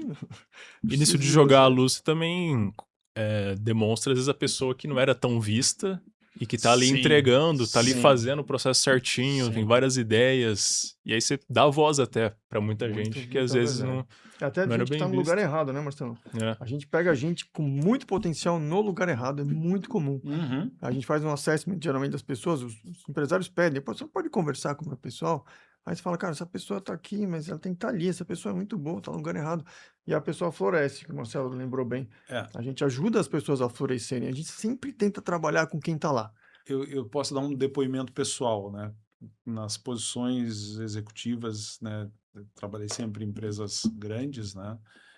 A grande dificuldade é você pegar uma organização com 1000 pessoas no teu time, você não tem como saber quem é quem. Claro, aqueles que estão mais próximos fazem, né? Mas assim, muitas vezes tem talentos muito grandes que estão escondidos. Sim, muito. E aí é onde uma boa consultoria pode ajudar. Porque nós tivemos conversas sobre isso sobre lá. Pessoas. Sobre pessoas, né? Então, coloca uma luz naquele cara que tem talento, tem ambição. E às vezes tá até abafado lá por alguém que não quer, sabe que aquele cara é bom, mas não quer que apareça. Em alguns casos está pensando em sair da empresa, que é pior ainda. Exatamente. Né? Então, tem muita gente boa que a gente perde porque não enxerga o valor da pessoa. Empresa grande, principalmente. Né? A empresa menor é mais fácil, porque todo mundo se conhece. Uma empresa grande, isso acontece. Poderia contar várias histórias de ótimos profissionais que eu perdi por causa disso. E aí entra a parte da liderança. Eu queria que você falasse um pouquinho sobre liderança, cara, porque minha sócia Camila, que você conhece bem, né? Nós somos seus fãs também. Já que você falou bem da gente, vamos falar bem de você. Eu falei pra ela que a gente vinha, você viria aqui, ela falou, pô, que legal, que o Dib é 10, né? Você é um top líder. Eu queria que você falasse um pouco sobre liderança, característica de liderança. Como, como foi você como líder? Eu vi você em ação como líder, né? Essa visão que você tem do indivíduo. Fala um pouco sobre liderança e liderança de vendas. Então, liderança é um tema amplo, né? Liderança de vendas é um negócio que traz uma complexidade diferente, né? Porque assim como o vendedor ele tem que atingir a meta todo mês, o líder é responsável pela meta da companhia inteira, né? E a meta da companhia é o que ajuda a fazer o valor da empresa na bolsa em Londres ou Nova York. Então, É uma cadeira quente que eu falo, é né? uma cadeira bem quente, bem quente. Bem quente pelo seguinte, ela é muito solitária. Uhum. Ao mesmo tempo que eu não posso chegar e dizer para o meu chefe que, deixa eu te falar, acho que esse mês nós não vamos bater a meta. Não dá para dizer assim, né? Claro, dá para conversar sobre... Dá não, a gente conversa muito de mercado, porque na hora que vai fazer as metas, tem uma troca numa empresa grande, um monte de gente participa. Mas depois que a meta está pronta e que você disse, deixa comigo, bate no peito, vamos fazer, tem que fazer, tem que encontrar os caminhos, né? Então, é uma cadeira solitária, porque não pode falar esse tipo de coisa com o teu chefe, você tem que passar para o teu time que é possível, é importante que eles estejam motivados, e o vendedor, o bom vendedor, ele é um cara inteligente e ele tem uma percepção para lidar com as pessoas, porque ele precisa fazer leitura dos clientes, então ele está o tempo todo vendo se aquilo que estão contando para ele de fato está baseado na realidade ou se é só uma historinha, né? Então, não adianta dizer, gente, vocês são o máximo, esse ano nós vamos vender 800% a mais. Ele olha para ti, ele faz aquela cara assim de com certeza, mas ele está pensando lá dentro, esse cara está querendo me enrolar, eu sou vendedor, né? Então, não me enrola. Então, você tem que ser verdadeiro com o teu time, você tem que ser genuíno com o teu time, você tem que ser honesto, você tem que ser firme, você tem que apontar as coisas e sempre numa visão positiva de construção.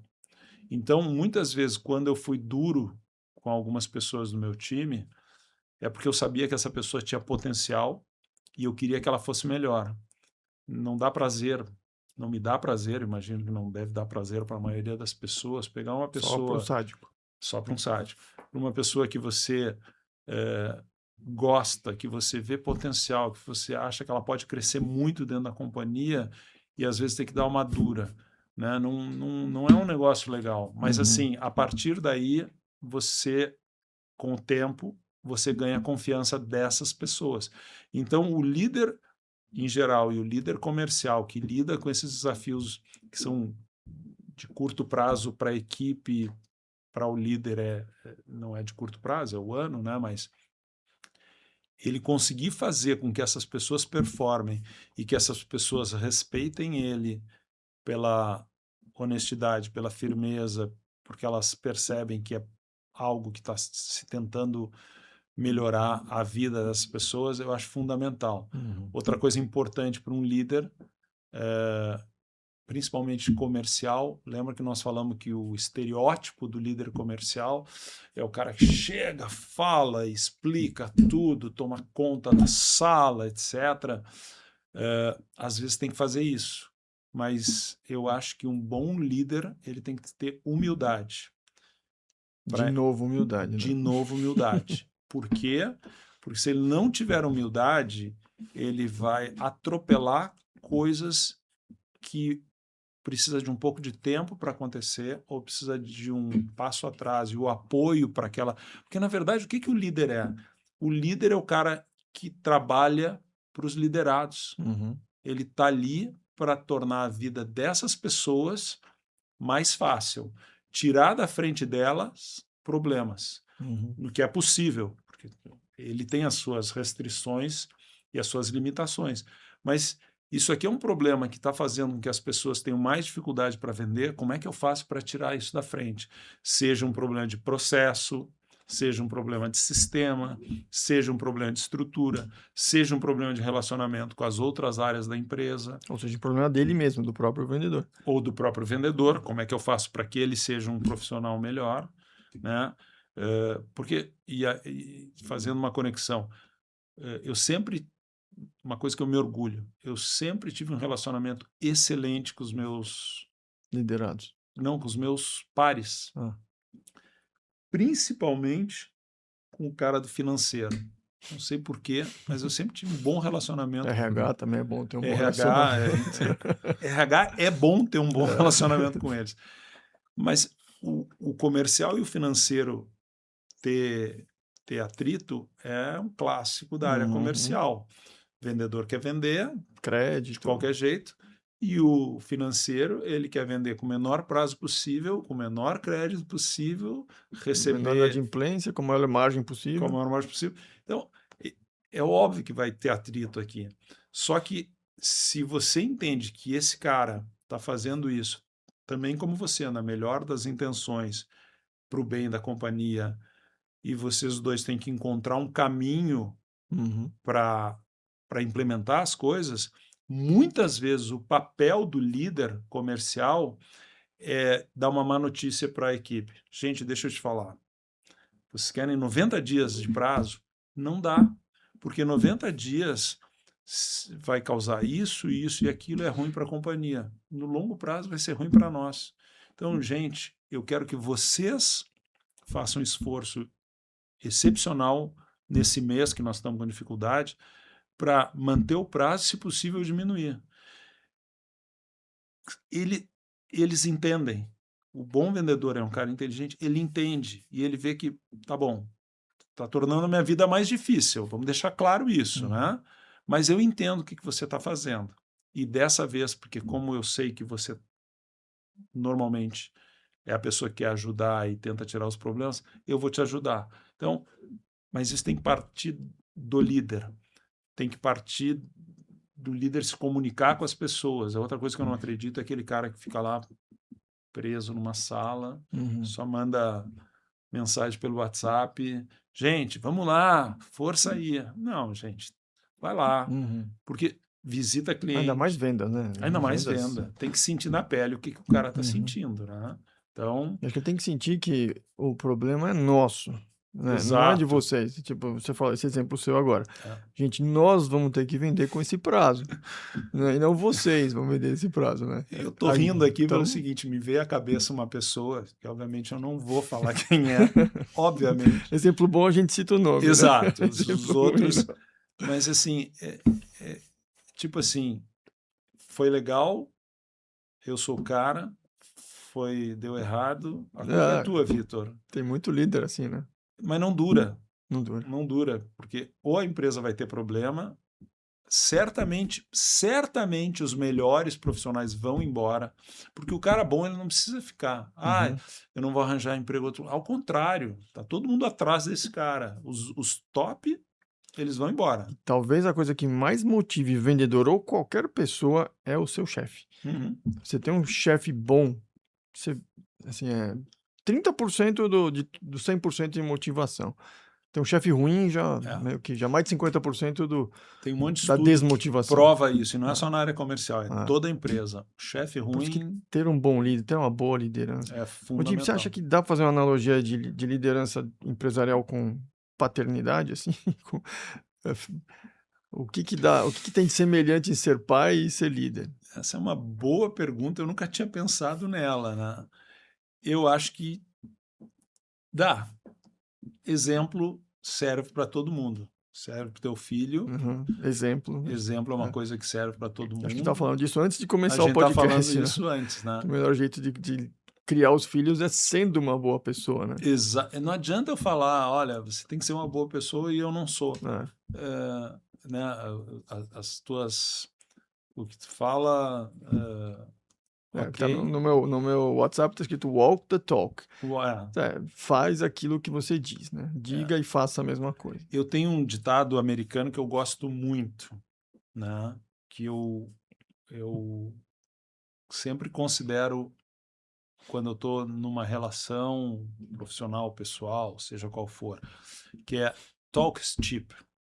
Falar não custa Talk nada. cheap. Eu posso Falar falar, é barato. Vitor, cara, eu te adoro, eu não sei o quê, só que as ações que eu faço demonstram o contrário. Uhum. Então, falar não custa nada, é de graça. Agora, walk the talk, aí custa. Então, eu presto atenção nas ações das pessoas Exatamente. e Muito mais do que o menos no que discurso. elas falam, porque falar tem um ditado, eu não me lembro direito, mas é assim, eu não consigo ouvir o que tu está falando porque as tuas ações estão gritando muito alto, Ótimo. né? Então, Perfeito. não adianta, eu não consigo ouvir, tu está fazendo coisas que então, É isso aí. A gente fala muito mais através das ações do que das palavras, né? com certeza. É isso aí. E as pessoas veem isso, né? Com certeza. Tem muita gente que acha que não, né? Que enrola todo mundo, mas, cara, eu tô vendo o que você tá fazendo. Eu não vou entrar em exemplo de política, assim, né? Mas Bom, as pessoas estão falando algumas coisas É uma e a gente vê probabilidade, claramente ali que... assim, a percentual desse tipo de gente na política é bem maior do que a média da população. Porque o cara vai para lá, muita gente que vai para lá, gente que quer falar e quando é eleito, né, tem aquela piada do diabo que mostra o inferno e ele vai conhecer antes, né? Aí o inferno é lindo antes, né? E o céu é meio mais ou menos, ele escolhe para o inferno. Aí no dia que ele vai lá, tá tudo diferente, mas ontem eu era candidato, agora eu já fui eleito. Exatamente. O meu pai e o Warren Buffett tinham uma coisa em comum. Infelizmente não era O dinheiro. Os dois tinham uma crença que cuida da tua reputação, da tua credibilidade, porque é a única coisa que Ninguém tira de ninguém você. tira. E é fácil de perder. Fácil. Assim, Um erro destrói uma reputação inteira. acaba. Então, cuida. É muito valioso, cara. O Marcelo sabe, né, o quanto que a gente preza por isso, né? Às vezes, se der alguma coisa que a gente percebe que o cliente não está satisfeito, a gente vai até ter certeza que o cliente vai falar bem da gente. Mesmo que a gente perca dinheiro, a gente tem Claro. que fazer de graça. Sim. Olha, tá bom agora? Tem certeza? Legal, agora eu tô feliz. Porque a reputação não tem preço. O valor da nossa marca não tem preço.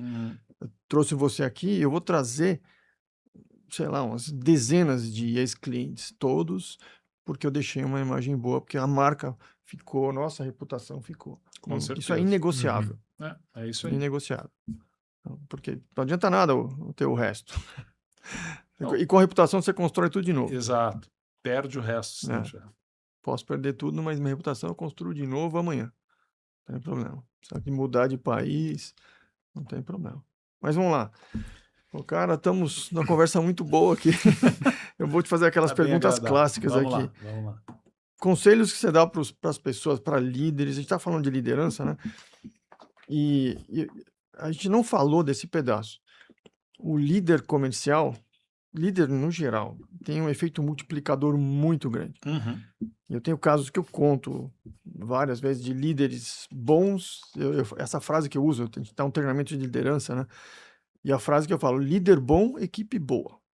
Equipe ruim, sinal de alerta com a liderança. Perfeito. Então, se a sua equipe não é boa, então provavelmente ou você não trocou, não contratou certo, não treinou certo, não trocou se precisava trocar, né? E não está desenvolvendo as pessoas. E não está conseguindo segurar elas. E também segurar as pessoas boas.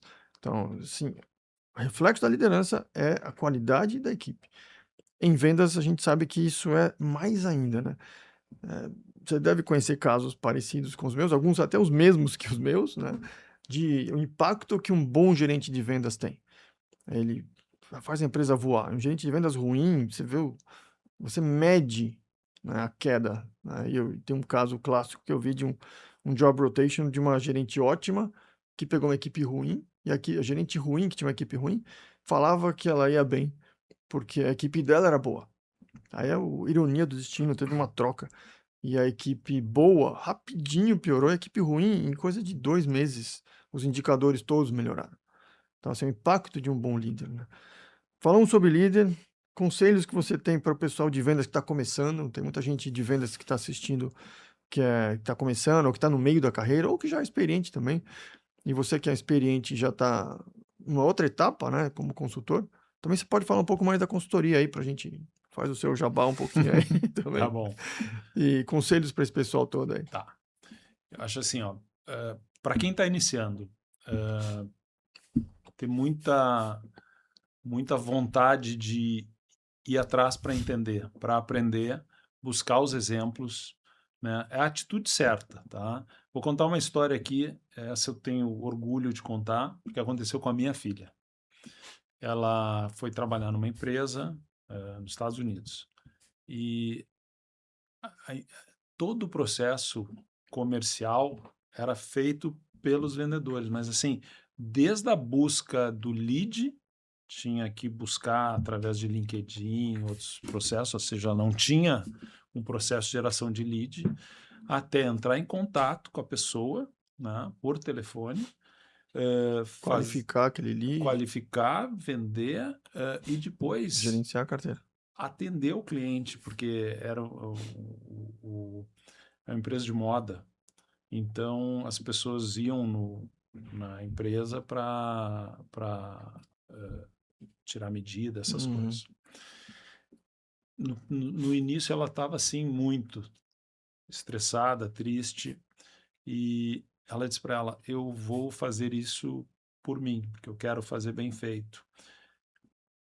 Ela foi atrás de entender como é que faz, ela continuou lidando com a rejeição, que era muito mais alta, né, do que o normal quando tem lead qualificado na tua mão, e ela procurou exemplos de pessoas, por que essa aqui tem sucesso, por que essa aqui não tem, o que os clientes valorizam, os clientes valorizam se a entrega é feita de tal maneira, e no final ela conseguiu, num período relativamente curto, ter resultados mais altos do que gente que estava mais tempo, porque a atitude certa, a humildade de buscar para aprender e pele mais grossa de entender que vendas nós vamos ouvir não. Não que ela não tenha sofrido muito, mas o sofrimento teve resultado. Aí, o seu papel teve influência. Eu acho que você teve uma influência boa nessa história aí. Acho que sim, mas também muito mérito dela, mas acho que sim. Para quem é um gerente comercial que está no meio, né? O que te levou até aquele ponto da gerência não necessariamente significa que vai te levar para ser o diretor, o vice-presidente comercial, mas você quer chegar lá, você tem ambição, você como vendedor, né, chegou lá. A minha recomendação é o que eu preciso aprender para me levar ao próxima etapa. Não ficar confortável naquela posição, não ficar confortável com os elogios de que, parabéns, você está fazendo muito bem, e criar um desconforto próprio para descobrir o que eu preciso fazer e ir atrás. E se você tem um bom líder, ele vai te ajudar nesse caminho. Tá? O bom líder ele vai entender que essa pessoa tem uma ambição e ele vai ajudar, ou ele vai, como um bom líder, ele vai ser firme e vai dizer, olha, eu acho que talvez não seja um caminho para você, porque de fato você é um excelente gerente, etc., mas vai demorar muito. E para o líder, a gente já falou, né? É a questão da ser genuíno, ser legítimo, ser verdadeiro, positivo com a equipe, etc. Qual a segunda parte era... Você vai falar um pouquinho da consultoria agora. Então, a minha consultoria ela é parecida com a de vocês, mas eu entro na... uma coisa que é muito parecida, tem um serviço que a gente faz, que é a mentoria do líder comercial, que é um negócio que me dá muito prazer. Né? Muito importante isso aí. Exato, porque a pessoa que está naquela cadeira, muitas vezes ele acha que os desafios dele são únicos. Então, pô, eu estou sentado aqui, agora eu sou o diretor, me promoveram para diretor, e isso aqui, como que eu resolvo? E não é que... Primeiro que muitas situações elas são recorrentes para quem chega numa posição dessas. Então, não é que eu sou mais inteligente, eu sou um gênio, é que muitas vezes eu passei por isso, vi pessoas, colegas passar, vi em outras empresas e eu sei qual o caminho que dá para encaminhar uma solução para aquilo. Essa pessoa ele se sente sozinha, então poder se abrir com uma pessoa de fora da companhia que tem interesse em ajudar. Então, esse é um tipo de serviço, a montar a estratégia de go-to-market, etc. Os nossos projetos são mais consultoria tradicional de diagnóstico, apresentação, que é uma coisa que eu gostaria de mudar. Eu acho que a Actavox dá mais prazer de, depois que apresenta o projeto, ficar e ver aquilo acontecer. E ver o resultado E daquilo ver que o você fez, resultado. que é o mais gostoso. Às vezes nos chamam de volta, mas termina vendo o resultado, mas porque viu o resultado. É um outro problema para resolver. Mas Aquilo deu certo, agora tem outro. agora tem outro, mas não participou, fica feliz que deu certo, né? Mas não participou. Eu me lembro quando eu era teu cliente, que várias das coisas que se resolvia lá dentro da Serasa vibrava, porque tu participou daquilo, tu sabia quem era a pessoa, tu me contava, pô, lembra que nós falamos, fulano, olha só, tá dando certo, não sei o quê. Eu via que tinha muito prazer. O problema do consultor é não tá nisso aí. Poder curtir ali na hora que deu certo, tá lá para poder levantar o troféu junto. Exato, né? já passou. Então... O pessoal levanta o troféu sem você lá. Outro dia eu fiz um projeto grande, aí no dia da apresentação do modelo de variável eu não pude estar presente. Fiquei muito chateado que eu não podia estar lá, porque era o dia de levantar o troféu, né? Exato. Aí eu mandei um vídeo lá pro pessoal, foi legal. Mas é gostoso estar junto nessa hora. Sem dúvida. Uma coisa que eu não posso esquecer de perguntar aqui. Nós somos pessoas sêniores e o mundo está mudando muito rápido. Sim. A gente viveu mundos muito diferentes. A gente viveu que era a venda antes quase do computador, né? Antes da internet, com várias coisas, e agora a inteligência artificial, que é uma revolução, eu acho que é a maior da história da humanidade, a inteligência artificial. Mas o que você percebe de diferente entre vendas antes e hoje? O que mudou na área de vendas que você acompanhou? Bom, primeiro que a tecnologia permite tirar da equação 90% do eu acho. Hoje em dia se trabalha com uma qualidade de dados muito maior do que antes. É muito mais fácil fazer análise de dados, tirar inferências importantes sobre as informações que você tem. Lá na Serasa, se eu não me engano, a gente tinha 25 pessoas, todo o time de operação comercial.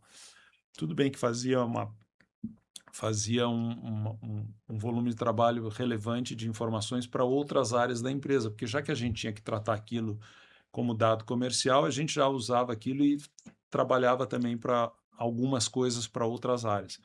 Mas, assim, era muito difícil compilar dados, buscar. Hoje em dia é muito mais fácil e isso faz com que o vendedor hoje, o líder comercial, ele parta de um patamar de clareza sobre algumas coisas que 20 anos atrás era completamente diferente. Então, assim... É muito mais voo cego antigamente, né? Exato. E eu concordo com você que inteligência artificial vai mudar. Não vai ser... Eu acho esse nome muito ruim, na verdade. Inteligência artificial, de imaginar que uma máquina vai ter a inteligência de um ser humano. Não vamos entrar nessa seara porque ela vai longe. Sim, essa discussão é grande, eu tenho essa com vários amigos. Eu sou do outro lado, eu acho que sim. Que vai ter... Eu acho que a gente vai ser superado de longe, fácil. Eu acho que nós não vamos, tem alguns autores interessantes sobre isso, mas assim, eu não tenho a menor dúvida que daqui a 5 anos nós vamos ter um nível de relacionamento com máquinas que vai jurar que é uma pessoa do outro lado. A voz vai ser, que nem nós estamos falando aqui, a fluência da interação, vai jurar que é um ser humano mais inteligente do que você do outro lado. Isso... Até fazendo de conta que nem é tão inteligente, talvez.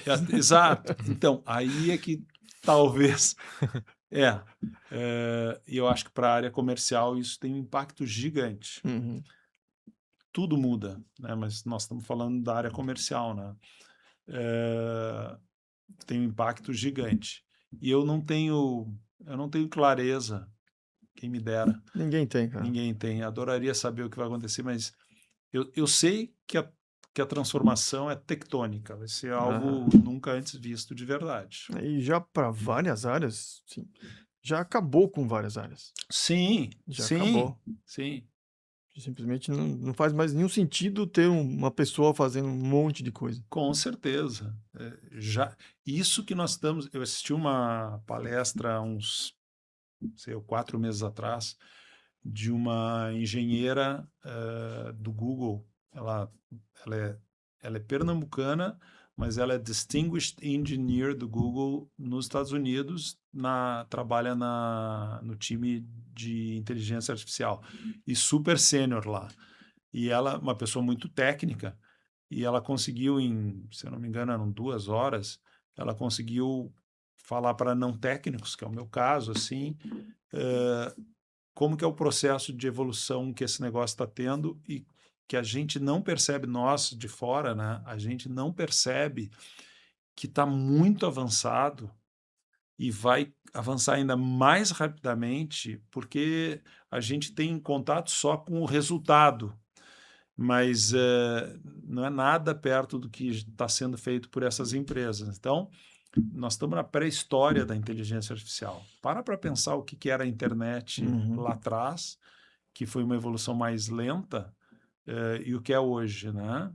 Não, hoje, de uma semana para outra, alguma coisa muda radicalmente. Radicalmente. Você conseguia fazer alguma coisa... Eu medi recentemente, algo que eu fazia em 40 horas, eu consigo fazer em 2, e já estou conseguindo fazer em 1. Imagina, então, 40 de uma semana para vezes outra, a produtividade. 40 vezes, mais ou menos isso, em ordem de grandeza. Exato. E hoje dá pra gente aproveitar isso, né? Dá pra gente aproveitar a produtividade e eu consigo produzir, tipo, em 4 horas, em meio período no cliente, coisas que eu levava semanas para fazer. É bom por um lado, né? E você tem que estar atualizado, cara. Então, o que eu acho que não vai mudar, na verdade eu acho que está piorando, né? É que quando eu estava no Google, a gente falava que todo o conhecimento da humanidade vai estar disponível para qualquer pessoa na internet. Isso vai fazer com que a distância que existe de educação de uma pessoa que cursava lá Stanford vai diminuir para uma pessoa que mora no interior do Brasil, da África e que não tem acesso a isso. Na prática, isso aconteceu com um grupo muito pequeno de pessoas. Nós temos pessoas que gostam de fazer, que têm acesso e que têm liberdade, mas não têm a vontade. Então, entra atitude de novo aí, né? Entra atitude de novo. Quem estiver afim, com vontade, consegue a mesma informação do cara de MIT, de Stanford, Exato. de Harvard. Exato. Então, mas quem não tiver afim, sempre vai estar afim. Vai ficar olhando TikTok, vai ficar... Ok, mas e não sai do lugar. E aí... os temas, né? Esses dias eu descobri, vou falar aqui, mas eu tenho vergonha, tá? Esses dias não, uma semana atrás eu descobri que existe uma pessoa chamada Virgínia, que tem 50 milhões de seguidores. Fiquei chocado. Eu nem sei quem é, então eu tô com mais vergonha ainda. Então, olha, aparentemente... A gente não é público-alvo dela. Não somos, mas 50 milhões de pessoas, assim, é uma loucura. Então, a tal, sabe... Tem 50 milhões de pessoas que, em vez de procurar coisas mais Mais úteis. estão acompanhando a vida da Virgínia. Então, Então, mas Essa é uma parte triste, porque qualquer pessoa pode ser especialista, né? A gente tem um pouco essa sensação. E as pessoas se perdem um pouco na fonte, né? De quem de fato ali. As pessoas acabam, na verdade, gostando do estilo, né? E aí eu vou ter como. Eu gosto do estilo daquela pessoa, eu tenho ela como referência pra fazer as minhas opiniões aí. Não importa o que ela faz da vida. se tem consistência ou não, né? aquilo que você falou, eu consigo, usando inteligência artificial, fazer em 1 hora que eu demorava 40 horas. Eu consigo, não precisa me explicar, porque eu consigo entender claramente tudo que você fazia, né? Tratamentos dados, hoje é muito mais rápido. Só que você consegue. Se uma pessoa que não tem a bagagem, a experiência, a conhecimento acadêmico, etc., for fazer a mesma coisa, vai fazer em 5 minutos. E vai estar tudo errado. Porque tem que exercer um julgamento sobre aquilo para ver Exato. se de fato faz ou não faz. Primeiro você tem que dar input correto. Isso. E depois você tem que julgar o Isso. output, Porque o que veio lá. hoje em dia a gente olha assim, tá difícil. Mas para quem sabe usar é absurdo. É maravilhoso. É inacreditável. É maravilhoso. Mas você ia contar, desculpa. Não, é que assim, Tá difícil. tem coisas que são claramente absurdas, mas as pessoas acreditam Sim. porque alguém falou, porque... Então, isso mostra que falta o trabalho anterior. E aí, uma coisa que eu li esses dias muito interessante sobre que a gente tem que tomar cuidado, eu, você, o Marcelo, se você usa demais a inteligência artificial para fazer determinadas coisas, vai atrofiando, é um músculo. Sim. Então, e se o músculo atrofiar, depois para trazer de volta... Então, a gente tem que se forçar, eu nos meus projetos, assim, óbvio que eu uso, mas eu uso com seletividade, porque senão daqui a pouco a gente para de saber fazer. Algumas coisas básicas não é longe, né? A geração dos meus pais fazia conta de cabeça. E faziam contas complexas de cabeça. A gente é da geração da calculadora. A gente não faz conta nenhuma de cabeça. Tipo, 12 mais 23, você começa a ficar... Você põe na calculadora, é absurdo. A geração do Marcelo não sabe se locomover sem um GPS. A gente tinha mapa, guia de livrinho e tinha que lembrar de caminhos e ter noção até de norte, sul, leste, oeste. E regras para poder ler o mapa. Sim. Abre um mapa. Esse trabalho seria inviável para mim sem GPS. Então, a geração dele não Seria consegue. complicado. Se tiver que ir até... Tem um sócio nosso, Moribe, que eu brinco com ele. Moribe, se tiver que ir da padaria que ele vai todo dia sem o Waze, ele não chega lá. Se perde dentro do shopping. O senso de direção atrofia, né? O hipocampo aqui. É uma área do hipocampo, inclusive, associada ao Alzheimer, que a gente estava até falando antes. Tanto que, não sei, curiosidade, né? Taxista de Londres não tem Alzheimer. Claro. Porque ele é obrigado a decorar o nome de todas as letras, todas as ruas de Londres e saber chegar sem GPS. E não tem Alzheimer, porque é a mesma área do cérebro. Então, curiosidade. Então, cuidado. Obrigado. Aprende a usar mapa, aprende a se locomover aí, porque senso de direção. Geografia mesmo. Norte, sul, leste, oeste. É muito importante. Jimmy, vamos lá, para encerrar, mensagem sua, alguma mensagem final para dar para o pessoal de vendas, teoria e prática em vendas, o que você... Dicas de livro, filme legal que você assistiu, pode ser também. Eu acho que o recado não vai para o pessoal da área comercial, vai para o empresário, para o executivo que contrata. Um bom vendedor, um bom líder comercial, ele ajuda a transformar uma empresa. Então, gasta tempo, gasta esforço para encontrar essas pessoas, gasta tempo, gasta esforço para ter certeza que essas pessoas estão no lugar certo, preparadas para o que elas estão fazendo, felizes e performando, né? Eu tenho um modelo que eu criei sobre o que é uma empresa, porque as pessoas de vez em quando me perguntavam, o que é uma empresa de sucesso? Aí eu fiz um modelo, inclusive fiz alguns vídeos sobre isso. Uma empresa de sucesso, ela faz 4 coisas. Ela tem receitas crescentes. Receita crescente é função de várias coisas, mas área comercial. Margens saudáveis. Margens saudáveis é uma função de várias coisas, mas precisa de uma boa área comercial. Aí depois tu precisa ter pessoas felizes. A palavra não é a melhor, mas assim, o que é uma pessoa feliz dentro de uma Realizadas, empresa? É uma pessoa que está alinhada com os valores da empresa, com a cultura da empresa, e ela se sente bem trabalhando naquele ambiente. Naquela função também. Naquela função. Então, o vendedor feliz do Banco do Brasil vai ser um vendedor feliz dentro de uma startup? Provavelmente não. Então, buscar essas pessoas.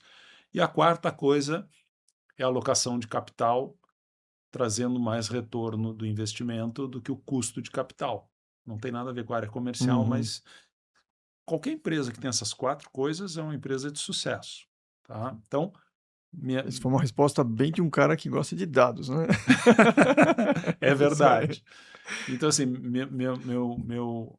minha mensagem eu acho que é para quem tem que contratar, que faz isso direito e prepara, dá muito resultado. Assina embaixo. Não pode ter preguiça de achar as pessoas. Não pode ter preguiça de achar as pessoas. Dá trabalho, mas o retorno, você falou sobre retorno, sobre investimento, é onde mais dá retorno. É o que mais dá retorno. Tem pesquisa mostrando que os top 10 vendedores são responsáveis por 80%. Sim. Não é nem Pareto. É isso aí. Então, cara, muito prazer ter você aqui. Prazer foi meu. Super obrigado. Essa nossa conversa foi muito agradável. A última vez que eu te vi foi no lançamento do livro, agora só no próximo. Quando é que você vai lançar o seu? Eu tenho um livro, só que eu preciso criar vergonha na cara para escrever ele. É um livro, eu entrevistei várias pessoas, mesmo as perguntas para todas. Olha que legal. Todos fundadores de empresas de sucesso, e tirar o que essas pessoas têm em comum e levaram ela ao sucesso. Eu preciso escrever o livro. Pô, mas você já tem a parte da entrevista. A parte da entrevista, que é que legal. Algumas pessoas difíceis de acessar. Tô curioso agora. Muito bom. Obrigadão. Eu que agradeço. Sucesso. Obrigado, Jorge. Obrigado, Prazer Marcelo. Imenso conhecer. Foi meu. Até o próximo, né? Até o próximo. O seu livro ou o meu? Ou do Marcelão. Ou do Marcelão, quem né? sabe? Por que não? Adoro essa pergunta. Por que não? É isso aí. Até a próxima, Divi. Obrigadão. Até a próxima. Obrigado.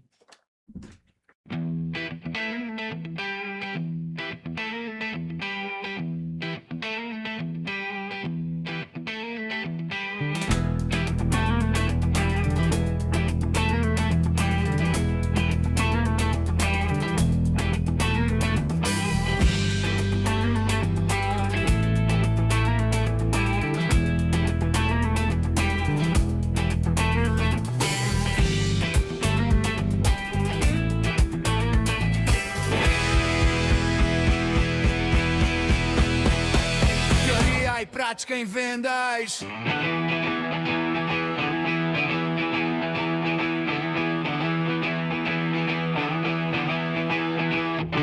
Teoria e prática em vendas.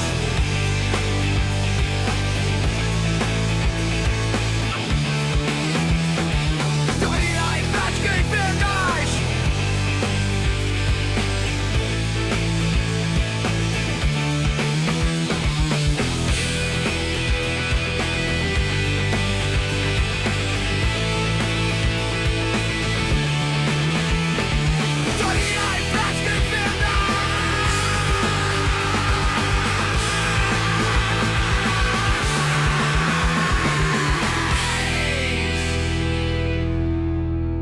Teoria e prática em vendas.